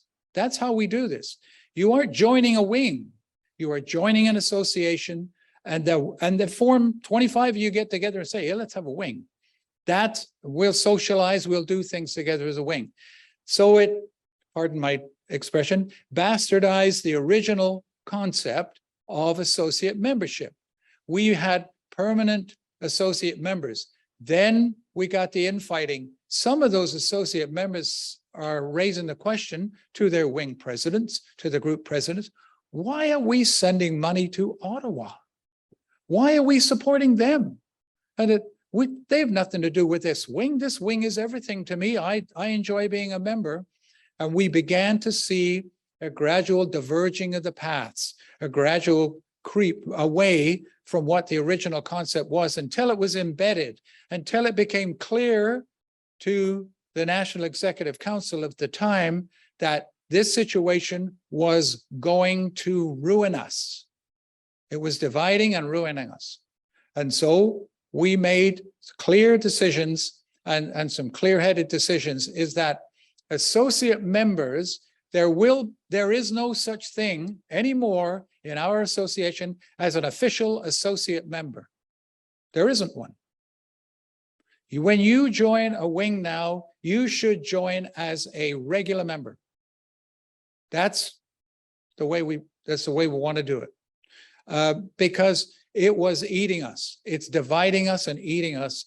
And we are weak enough and challenged enough as it is. So that original concept, which was a great idea it was before my time. But it turned out to be not a very good idea. And we are now trying to heal from that division and say that all members of our association are regular members. If you want to be a regular member, come on in. And we talked about it, and we got a proposed resolution from Ontario that we're going to be discussing in over the next year and putting forward a resolution at our next AGM that the way that we define it, our membership seems to say we really want you to be from an ex-military or an aerospace industry background. And so that might discourage some other people. Listen, if you're Joe Welder that works down at a garage downtown and you decide that you want to be a member of the Royal Canadian Air Force Association because you believe in and espouse of the values that they do, then you are absolutely welcome to go to that wing and say, I'd like to be a member.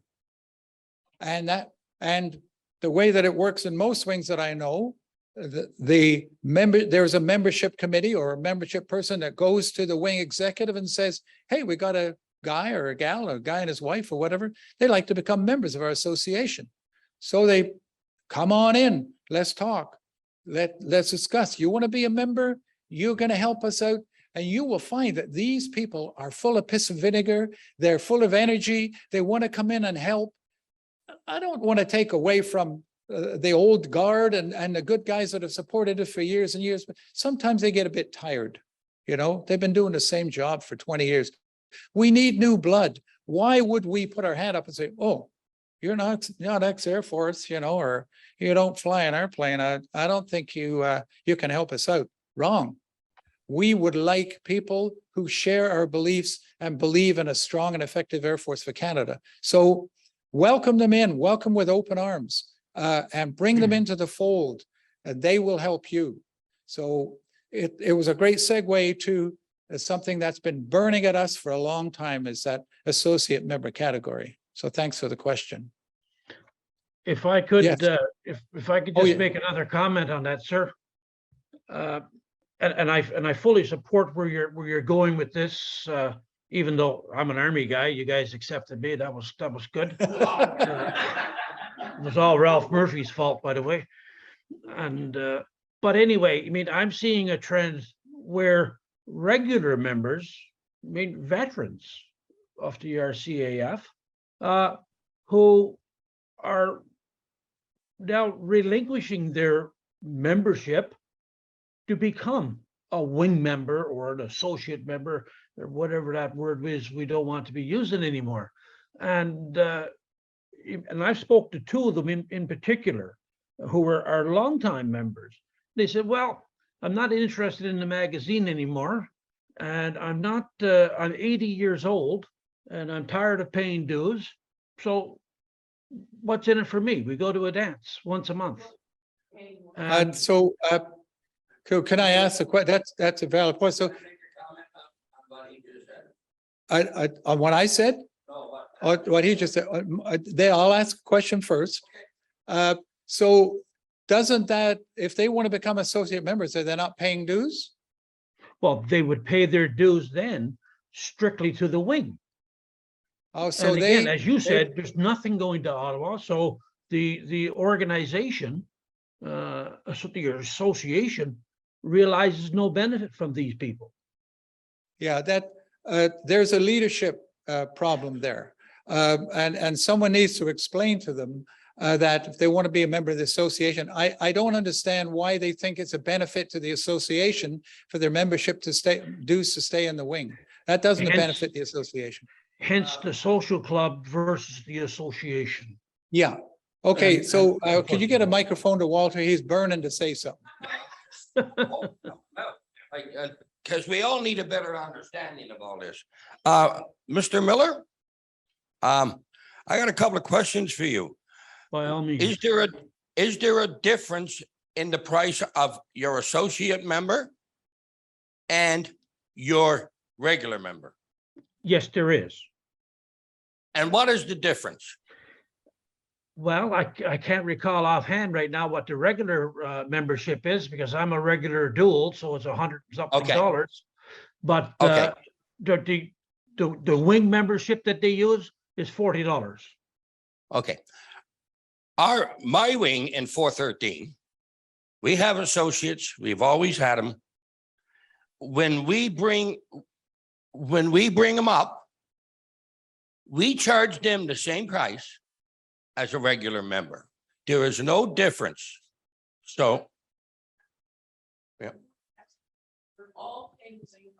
So it's no difference to them. There's no cost benefit to them personally. There might be like, is that wing in that bad of dire straits that they need that $40-something? That's the first question that I would ask.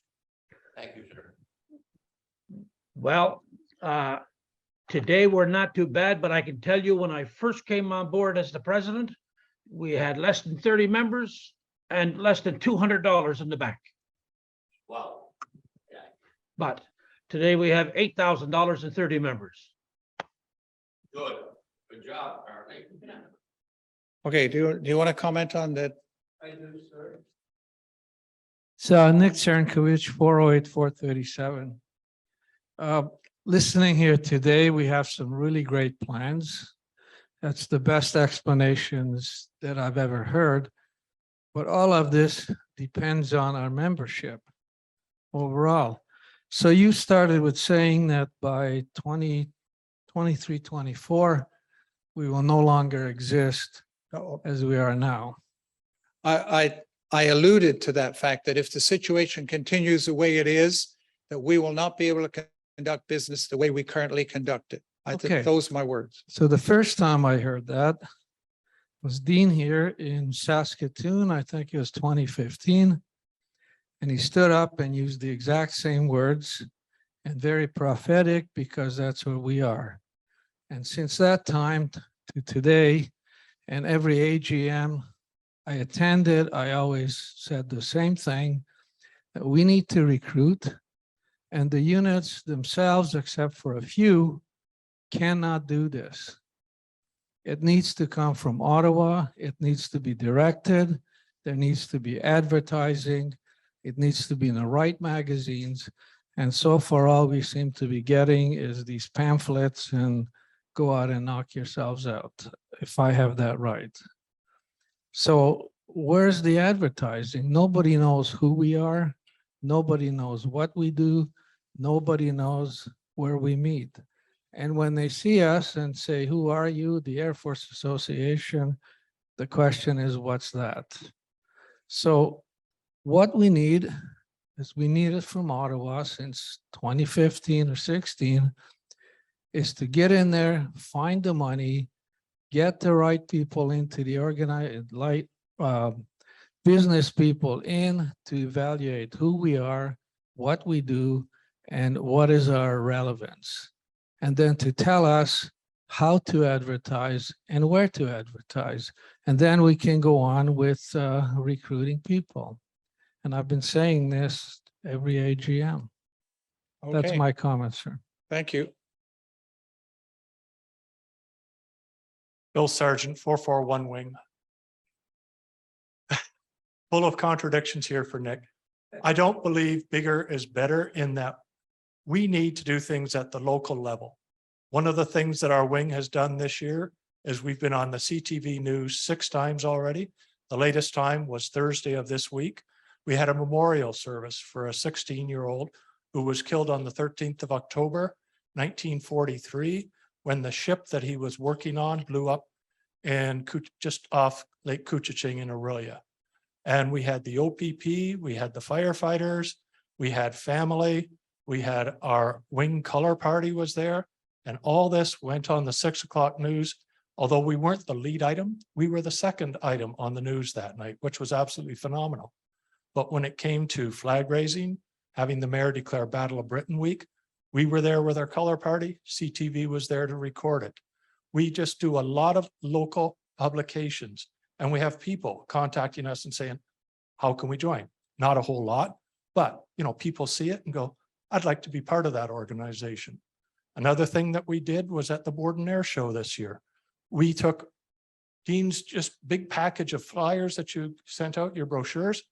We were handing those out. Little kids were coming up and getting them because they've got the wonderful, Air Force crest on there. And they're looking at it. What's this all about? Do you do Air Cadets? Well, we sponsor Air Cadets and we talk about our involvement. We go through I won't say everything on the wheel, but by the time the day is finished, we have teams there for both days and they're talking about all the aspects of what the Air Force Association does. So it's that local grassroots that get the people in. I just wish we had more people beating down our door and, we need to find a new place to meet, but that's not going to happen. And I'm going to say yet, but we've managed to keep our membership between, 65 and 70 members for the last, 6-7 years. And I think, that says a lot because we've had a lot of members that have passed on. Other ones, as you say, haven't paid their dues, but we're going out and getting new members, getting them coming in. We've probably got about 6 members who are currently serving in 16 Wing Borden, including the 3 honorary colonels, the wing commander. We're still working on the wing chief. We're twisting his arm every time we see him. And at some point he's going to buckle and join, but we've got 2 of the majors there that are, members of the wing. Ferg, you just came in from at large and, became part of our wing. And I think, it's wonderful when you realize you've got a home. I don't know how many of you know Kent Smurden. Anyway, Kent's another one wonder, fighter pilot from way back when, went and flew for the airlines. He said, I didn't know we had a wing locally. Well, guess what? Here you go, Kent. Here's when we meet. And he's our guest speaker in November. So, we're getting these people involved. They're actually active doing something. So it's just, for Mr. Miller, get involved, get out there in the public, get local TV stations to advertise what you're doing and commemorating Air Force history. Thank you, Bill. Yeah, best practices. We'll come to you after. Go ahead, please. Okay. Little bit of a change in topic. Jumping over to advocacy. Sitting there at the bar last night thinking about one of those problems. We need new aircraft for the snowbirds and we need them now. So we got 30 people here. That's 30 people that could take an official piece of opinion provided by the association and push it out to your newspapers and push it to your members of parliament and push it to your senators and say, we need new aircraft and we need them now. There's your advocacy piece. Is there an appetite for getting involved in that kind of advocacy? Is there an appetite to go out to the wings and some of our industry friends like Boeing and Leonardo and ask a cash call for specific projects so that we can run ads. We need new aircraft for the snowbirds now. Ads in the papers, ads online, showing up in the Hill Times in Ottawa. What's the appetite? Now we're engaged again on advocacy, and we've got all these members out there pushing. I'll just toss that out there. Activity begets activity. Activity like our wing, we gave big pile of money to the Aviation Museum to fix their washrooms. Made sure we put out a press release on it. Made sure we pushed it on social media. Hey, they got noticed. They got another batch of money come in from the general public to help with that washroom project. Activity begets activity. Absolutely. If you want, okay, before I take your question, I wanted you to give the microphone to General Deschamps to just address your advocacy piece there. Yeah, it's a good question. Would it hurt to vocalize the need to actively look at replacement? No, wouldn't hurt. It's already on the plans in Ottawa. The issue is timing, right? Because they have to wait for other programs to deliver capability so they could leverage that in the future snowbird program. The fact that the advocacy would be to keep the issue visible, right? I don't think there's harm in that, in the sense that it will come when it comes, but the fact that the association wants to see that program move forward and not stagnate in the dust is probably the position that the association wants to take. So I don't see a major issue. You know, we can confirm with the Air Force that they don't see that as unhelpful. I suspect that it's neutral ground because it's already an identified program at the senior levels in defense that they will. There is a plan to replace snowbird. Is it affordable is the question, and that's what they need to answer once they have fleets they can go to buy more of. Once we know what we're getting for future aircrew training, so there's things that have to happen before they can get really proactive. But it doesn't stop us from making sure that the issue of the snowbirds is important to keep front and center. Yeah, thanks. I'm going to take another question. Was right there. No, not you. There. Thank you. No, I just wanted to comment on the Barrie Air Show. They did an excellent job. Oh, good. Great. Okay, we got a question. Sorry, Ferg. Board comes last. You're on the board now, so you. My name is Anthony Keschamber. I'm a veteran of the Air Force, but I'm a brand new member of the Air Force Association. So in Trenton, at 8 Wing, we have Army and Air Force. Air Force is big, but the Army guys are there too. So if we go to an Army guy, which is an airborne guy, there is no Army association for them to join, but we can bring them into our association, but then they will want to bring their Army procurements up to the association. Can we do that, or so should we just stick with Air Force? Yeah. Because an Army guy can be a member just like an Air Force guy can be. Yes, absolutely, they can. Yeah, but they don't have an association like a Navy association in Trenton or an Army association in Trenton, but we can bring them into our wing. Absolutely bring them. No, like bring the ideas like where like so we advocate for the Air Force to procure Air Force equipment. But if an Army guy, and he's a hard Army, he wants to bring his ideas in, he will not really want to say, well, I don't think we should buy Air Force stuff when he's an Army guy. But we want him to be a member, To me, all ideas, we don't have a moratorium on good ideas. You know what? If Legion members want to join us, if Army, we have at my wing, we have Army guys that were ex-Army, and they come in, they serve, they're on the executive, because they're regular members of our association. So welcome all, we're supposed to be a welcoming, joining organization. As long as they espouse to our goals and objectives and aren't fighting against them, saying, well, I don't think you guys should be doing that or whatever, then, maybe their membership needs to be revoked. But I'm talking, that's an unusual situation. Like I said, our Army, Navy, whatever, if they want to join and they are going to help you out, absolutely welcome them with open arms. Now, we were going to talk best practices about things that are working. And I happen to know that Joanne knows of a best practice that worked during COVID for signing up members. So could you talk to that, please, dear? Well, we struggled like everybody during COVID. We had a 1 week period in 2021 where we lost 6 members in 1 week. It was almost devastating to go to the wing because you didn't want to answer the phone because you didn't know who was going to be gone.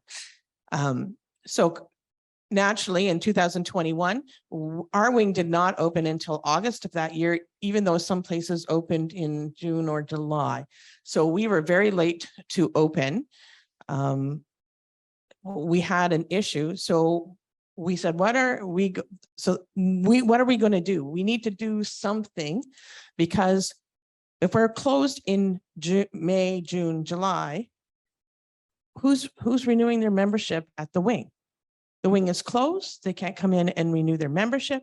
What are we going to do? So we decided, let's offer drive-through membership renewal. So we posted it on Facebook. We sent out emails. We chose 4 days, 2 Saturdays and 2 days of the week. We came with us, decided we could use 4 people, so we weren't disobeying any of the COVID rules. 2 people outside dealing with the cars as they came through the drive-through.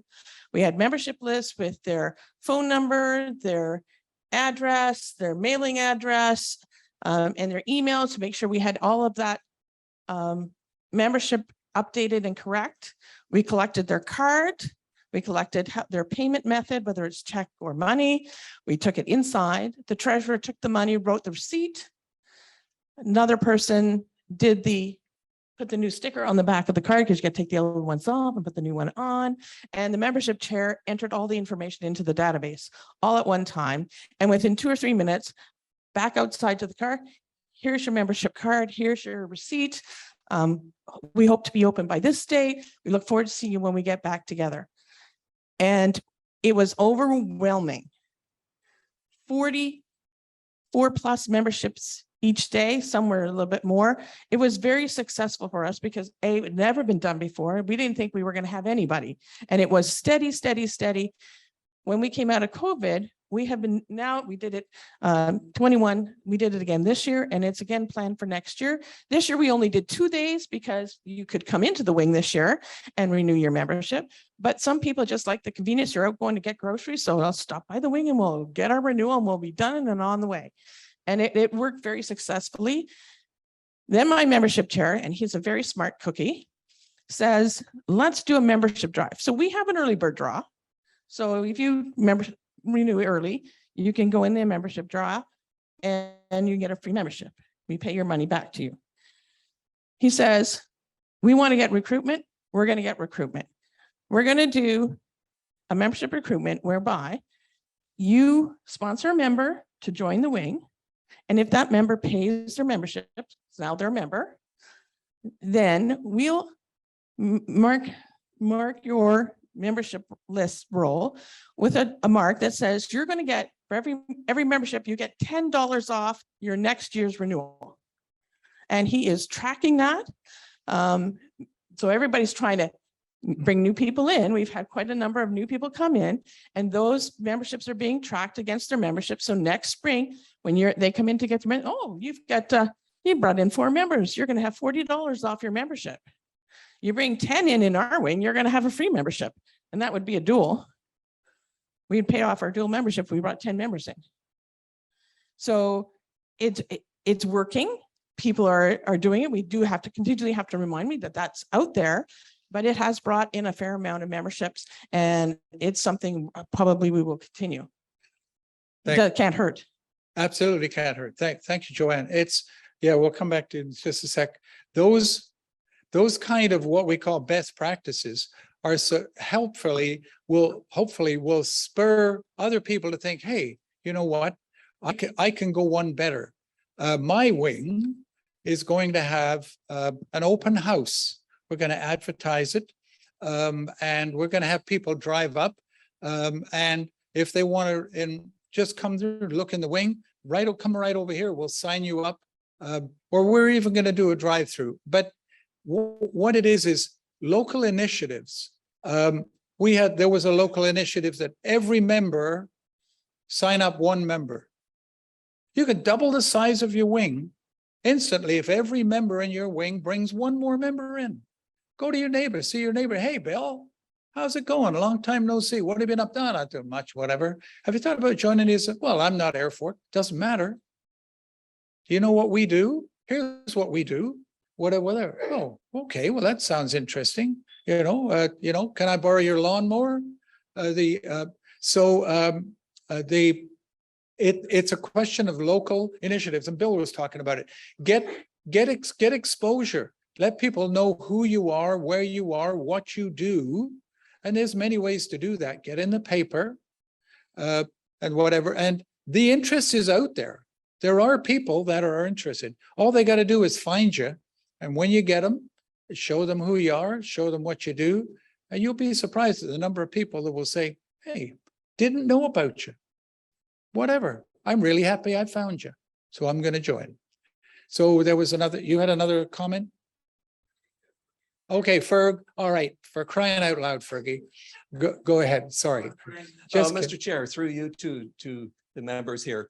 One of the very important things is advertising that you're talking about. So if you're talking about national advertising, and Steve and I are clicked into this like you wouldn't believe, because that's what we do also. But if you want to have a national campaign, if you notice the advertising right now is broken down in 15-second segments, and you get 2 minutes. So each 15-minute segment now is what they are selling on TV. 15 seconds. To produce that,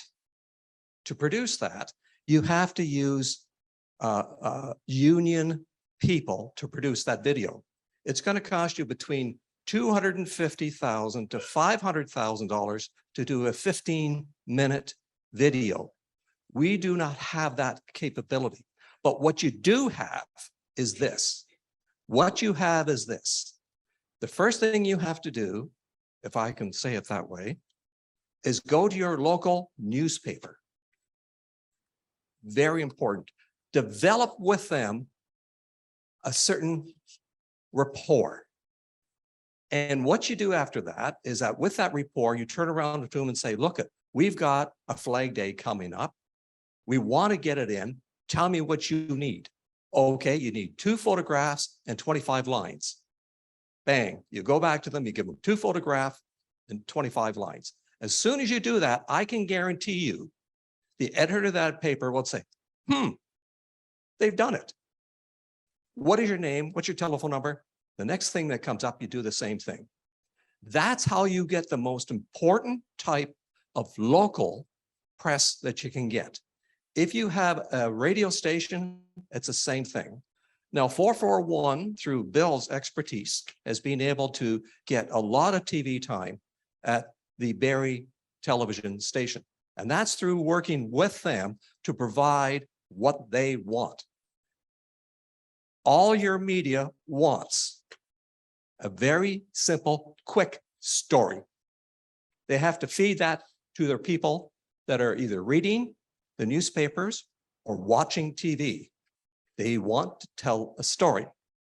And so you have to think it from that point of view. So each wing, if I might suggest, should appoint a public relations person. Okay? Each wing should have one of those. And if they have problems or questions as to what to do from there on, I'll say, give me a call directly. I would be excited to help them how to approach those people. Stand up, Steve. So this gentleman here is also has got a background in public relations, media, so on and so forth. He's another gentleman. Can I say for you too? Yeah, I know, because we talked about this earlier. But to contact us, let us help you develop a public relations media program. And it's that simple. Once you start it, I can guarantee you, because I've worked with newspaper publishers, I've worked with TV, so on and so forth. Now, Mr. Chair, I don't wish to take a lot of time, but I'll give you a quick sample. Because we had COVID-19, we had fantastic first responders. We had the police, we had the fire departments, EMS, and therapy dogs. 4 major groups that were out in helping. So I approached Breakfast Television. I said, this is my idea. What do you think? They said, oh yeah, it seems pretty good. That's all I needed. I went back to the local EMS, fire department, police department, and of course, St. John Therapy Dogs. Okay. I was able to have a complete morning on Breakfast Television, starting at 6 o'clock in the morning, right through to 9 o'clock. And I started off with the fire department, and I picked a spot and a location. It was so good that the Breakfast Television, the main commentator there, turned to me and said, I feel like I'm inside a movie set. I had comments that day and emails from across Canada. The cement that we have provided between, in this particular case, it was St. John Ambulance and EMS and the fire department and police department was fantastic. So you have to be creative. So some of the things you can do is at home, and it's essential that you do that. We at National, I just explained, we, in order to have a proper campaign across Canada, and I'm not kidding, is at least a $3 to $5 million project. Because if you take a look at it, you've got 15 seconds. 15 seconds. Now, to go back to another quick story. McDonald's, you have to admit, has got to be one of the most successful corporations in the world, right? And do you know what their inner philosophy is? Early to bed, early to rise, advertise, advertise, advertise. And they go by that. And that's one of the reasons, but they've got the money behind it. We don't. You have capability in each of one of your areas to use fantastic opportunities that you're not really tapping into. Anyways, Mr. Chair, I really didn't want to take that much time, but I thought it was really important to deliver that message. Absolutely. Thank you. That's all. And now you see why we ask for that kind of expertise on our board, is because we recognize the importance of it. So we're going to entertain questions for about another 5-10 minutes, and then we're going to wrap it up. There's coffee and muffins waiting and stuff, and we'll do our closing. So I'd like to, any more questions? Oh, there's one up online there. Okay, up in the top left corner there. I can't see your name. Catherine, I think. Catherine? Catherine Forstall, yeah, top left. Top left. Catherine, did you have a question? No. Okay, you're muted anyway, but we got the shake of the head. Okay, good. So no more for online. More from in the room, please. Yes, Herb.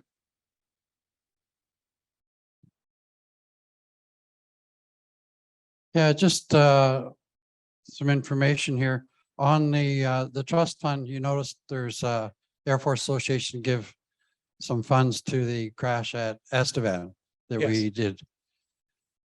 I had the pleasure of attending that dedication. They were overwhelmed with the Air Force Association down there. Some of them had never heard of us before, but they sure did after that, because we were talked about for the full 3 days down there. The 21 Air Force members that died in the crash back in 1947 were all families were all located. And they were all invited back to Estevan, and we have a dedication at the crash site. We have a cairn set up there. It's been up and running. And we had pictures of every Air Force person that passed away on banners all over the whole city. So wherever they drove, they're going to look up at the light standards and they're going to see a member's picture. I talked to a number of them. A lady from Tennessee, it was her brother. She's 97 years old and she came up specifically for this. Her brother was one of the ones that passed away. She said it'd give her closure. She was in tears a lot of the time when she was looking around, and she had to give me a hug and thank me very much for all the work that the Air Force Association did on this. And we actually didn't do that much, you know, compared to what a lot of the others did. The Lieutenant Governor had a reception for everybody and it was just awesome. And a little bit was in the one of our magazines, and I think there's more going to be coming out on it. So just another thing, thank you very much for all your help and for this dedication. It was a pleasure. Thank you so much, Herb. Herb emphasizes how humble we are. But I have some friends up on the screen there, Dan Miller and Joan Embleton, both trustees with the RCAF Association Trust Fund.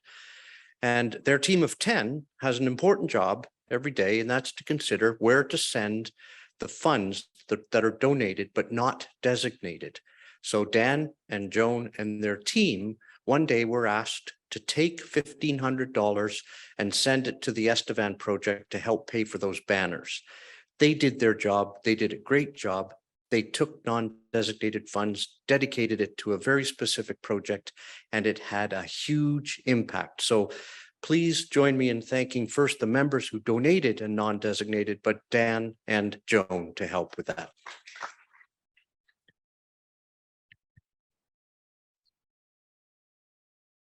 Walter Peckham from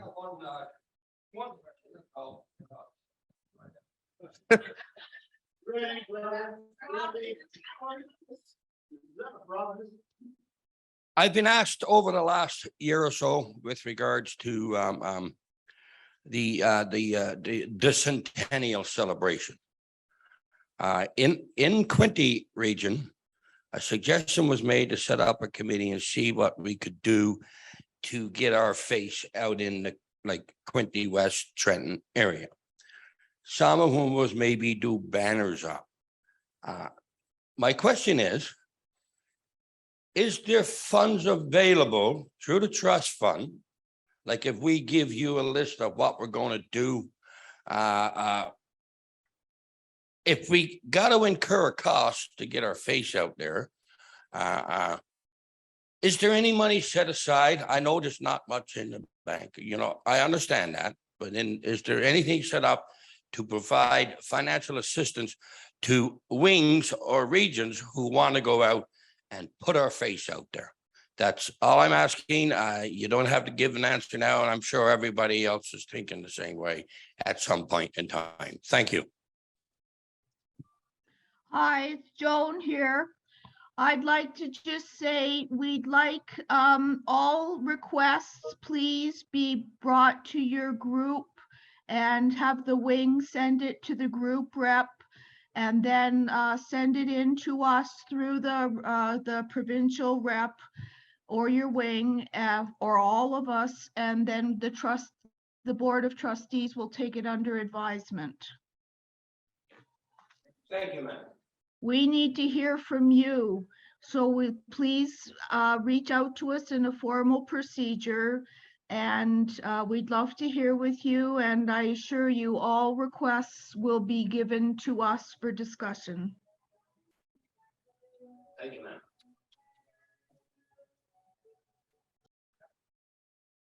Okay, we have time for one last question. One burning question. Oh, here it comes from 447. I want to go back to the not-for-profit stuff. You're talking about elections, Yes. 2-year terms, two 2-year terms. is it mandated that once you've done your 2-year term, you have to move away for a bit, for at least a 1 term and come back later? No? No. Because I'm hearing that in various, I've heard that initially in the beginning. Yeah. I've heard a different variation where you can stay on, but don't take the same position for a 3rd term. I want to know exactly where is National seeing this? You're very prescient. We had a long discussion on it yesterday with your group leader, and the publications that we have say it's recommended that after a 2-year term that you step aside and let someone else do it. Or sorry, 2 consecutive terms that you step aside and let someone else do the job. It's recommended.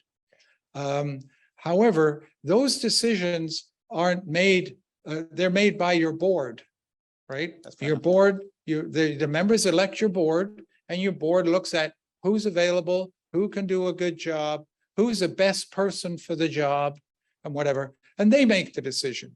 There is no restriction that published to say you must step down after 2 terms. If you're the only person that's there and still capable, and your board still has confidence in you to do a good job, then by all means, they can elect you to stay in that chair until you fall over.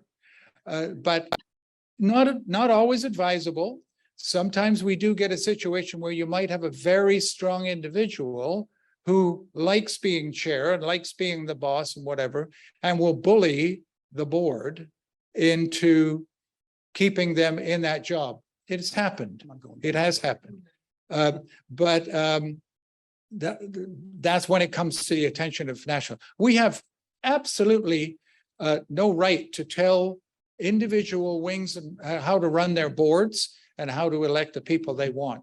And if they want to put people in for 2, 3, 4 consecutive terms, we would not stand in your way, because that's a decision that you make. So it's a good question, and we hashed it out yesterday at the board, and I just wanted to get that out there for anybody that requires clarification. So good. Well, ladies and gents, we've come to the end of another great session. Oh, sorry, Joanne, did you have a quick point? Yeah, one. Just wanting to clarify that you could sit on your own board and possibly sit on, say, a peer review board at the same time. My understanding is you can only sit on one board at a time. Yeah, yes. Unfortunately, that the way it is, you can only sit on one board. For instance, I couldn't sit on the board of my wing, my local wing, or whatever. There could be a perceived conflict of interest if you're sitting on a board of one higher or lower. So Okay, so my question being is that Walter was told that, Stephen and Ferguson was still, they were voted in, so they're now sitting on your board. they're appointed members to the board.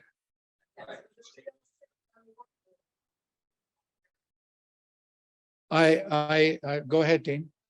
I don't think. Is that, I just need to be clarified, because the camera's gonna see that as. Yeah. Doing something that we're not allowed to do, Gotcha. and we are having the same problem you are, filling all our positions. Yeah, so what we're talking about is the office the individual occupies. Some of you may be directors. Speak in the mic. Some of you may be directors, not necessarily officers. It's only a concern when you're an officer. If you're a director, then you need to recuse yourself if any issue comes up that is a conflict because you happen to be on 2 boards, right? Right. You need to recuse yourselves. But just as important, your other directors need to understand there are going to be issues that you should recuse yourself from. And right, exactly. That's all we're saying. And we're identifying how important it is that you not sit on 2 or more boards at the same time. It's guidance. Like every piece of guidance we give you, we're telling you how to do things most effectively. But we also recognize that we have to make concessions. And if by the chance you have to occupy 2 or more boards, understand the difference between a directorship and an officership, and know how important it is to recuse yourself when issues of conflict come up. And your fellow directors, challenge your fellow directors who should be recusing themselves, blah, blah, blah. Thank you, David. Okay. It's an excellent question. It comes up there. But before we close, just 2 comments. I just went out in the hall to be debriefed by my ultimate boss. And she, my wife, and she was on the spousal program and wanted me to commend strongly the organization team from 447 who organized and went on that trip. She said it was outstanding. She had her 2 sisters with her as well. And first class job. You've outdone yourself, and you can be very, very proud of the way that you helped us and organized that. Yeah. And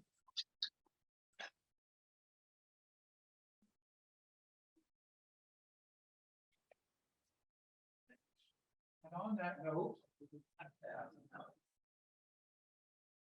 George Clark Memorial Award, 447 Hamilton Wayne is presented. I don't have my last chair. Thank you very much. And give standing work on helping us out and doing a job. You should be very proud of yourself. Not done yet. Thank you. That's right.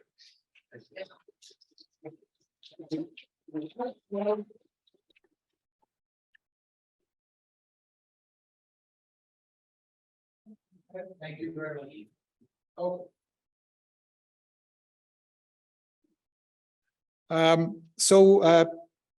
Tonight the banquet starts at 6:45. There is coffee and cake and stuff outside for you, the afternoon snack, but since we're finishing it a bit early.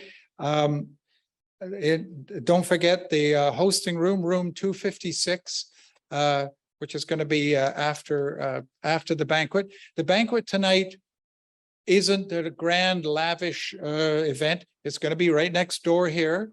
There is no seating plan. So just come on in and sit down and mix with your friends if you have any, and enjoy. Walter. Yeah. One friend, Oh, he's over there. Okay. Do not sit. I'm not putting you 2 together. That'll be the end of the day. The dress is we say it black tie. You can wear a tux. You can wear your mess kit. You can wear this gay with a bow tie. Wear whatever you want. Just please wear clothes. That's all. That's all I'm asking. I know it wrecks everything. So thank you all sincerely, ladies and gentlemen, for your input, and you guys online. Thank you so much for being patient and sitting there for ages and ages and get. Serge, I'm not going to let you speak. Okay, you have a microphone there. So I was going to do the closing ceremony, but you. Okay. Well, sir, I'm so proud of the way you handled this function. So far, you've been amazing. The direction, you make it clear. On behalf of, I don't know if you all feel that way, but what about we give him a good round of applause because he's amazing.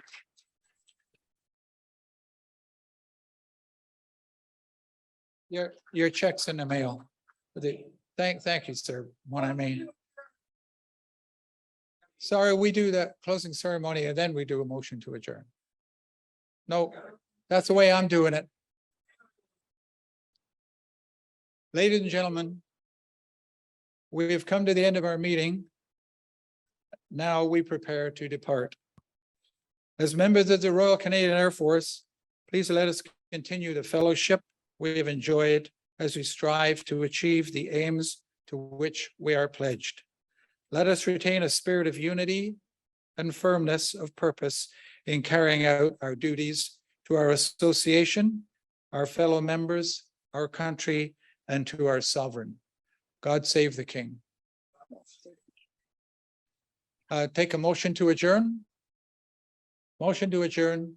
Motion is accepted. The meeting is adjourned. Thank you, ladies and gentlemen.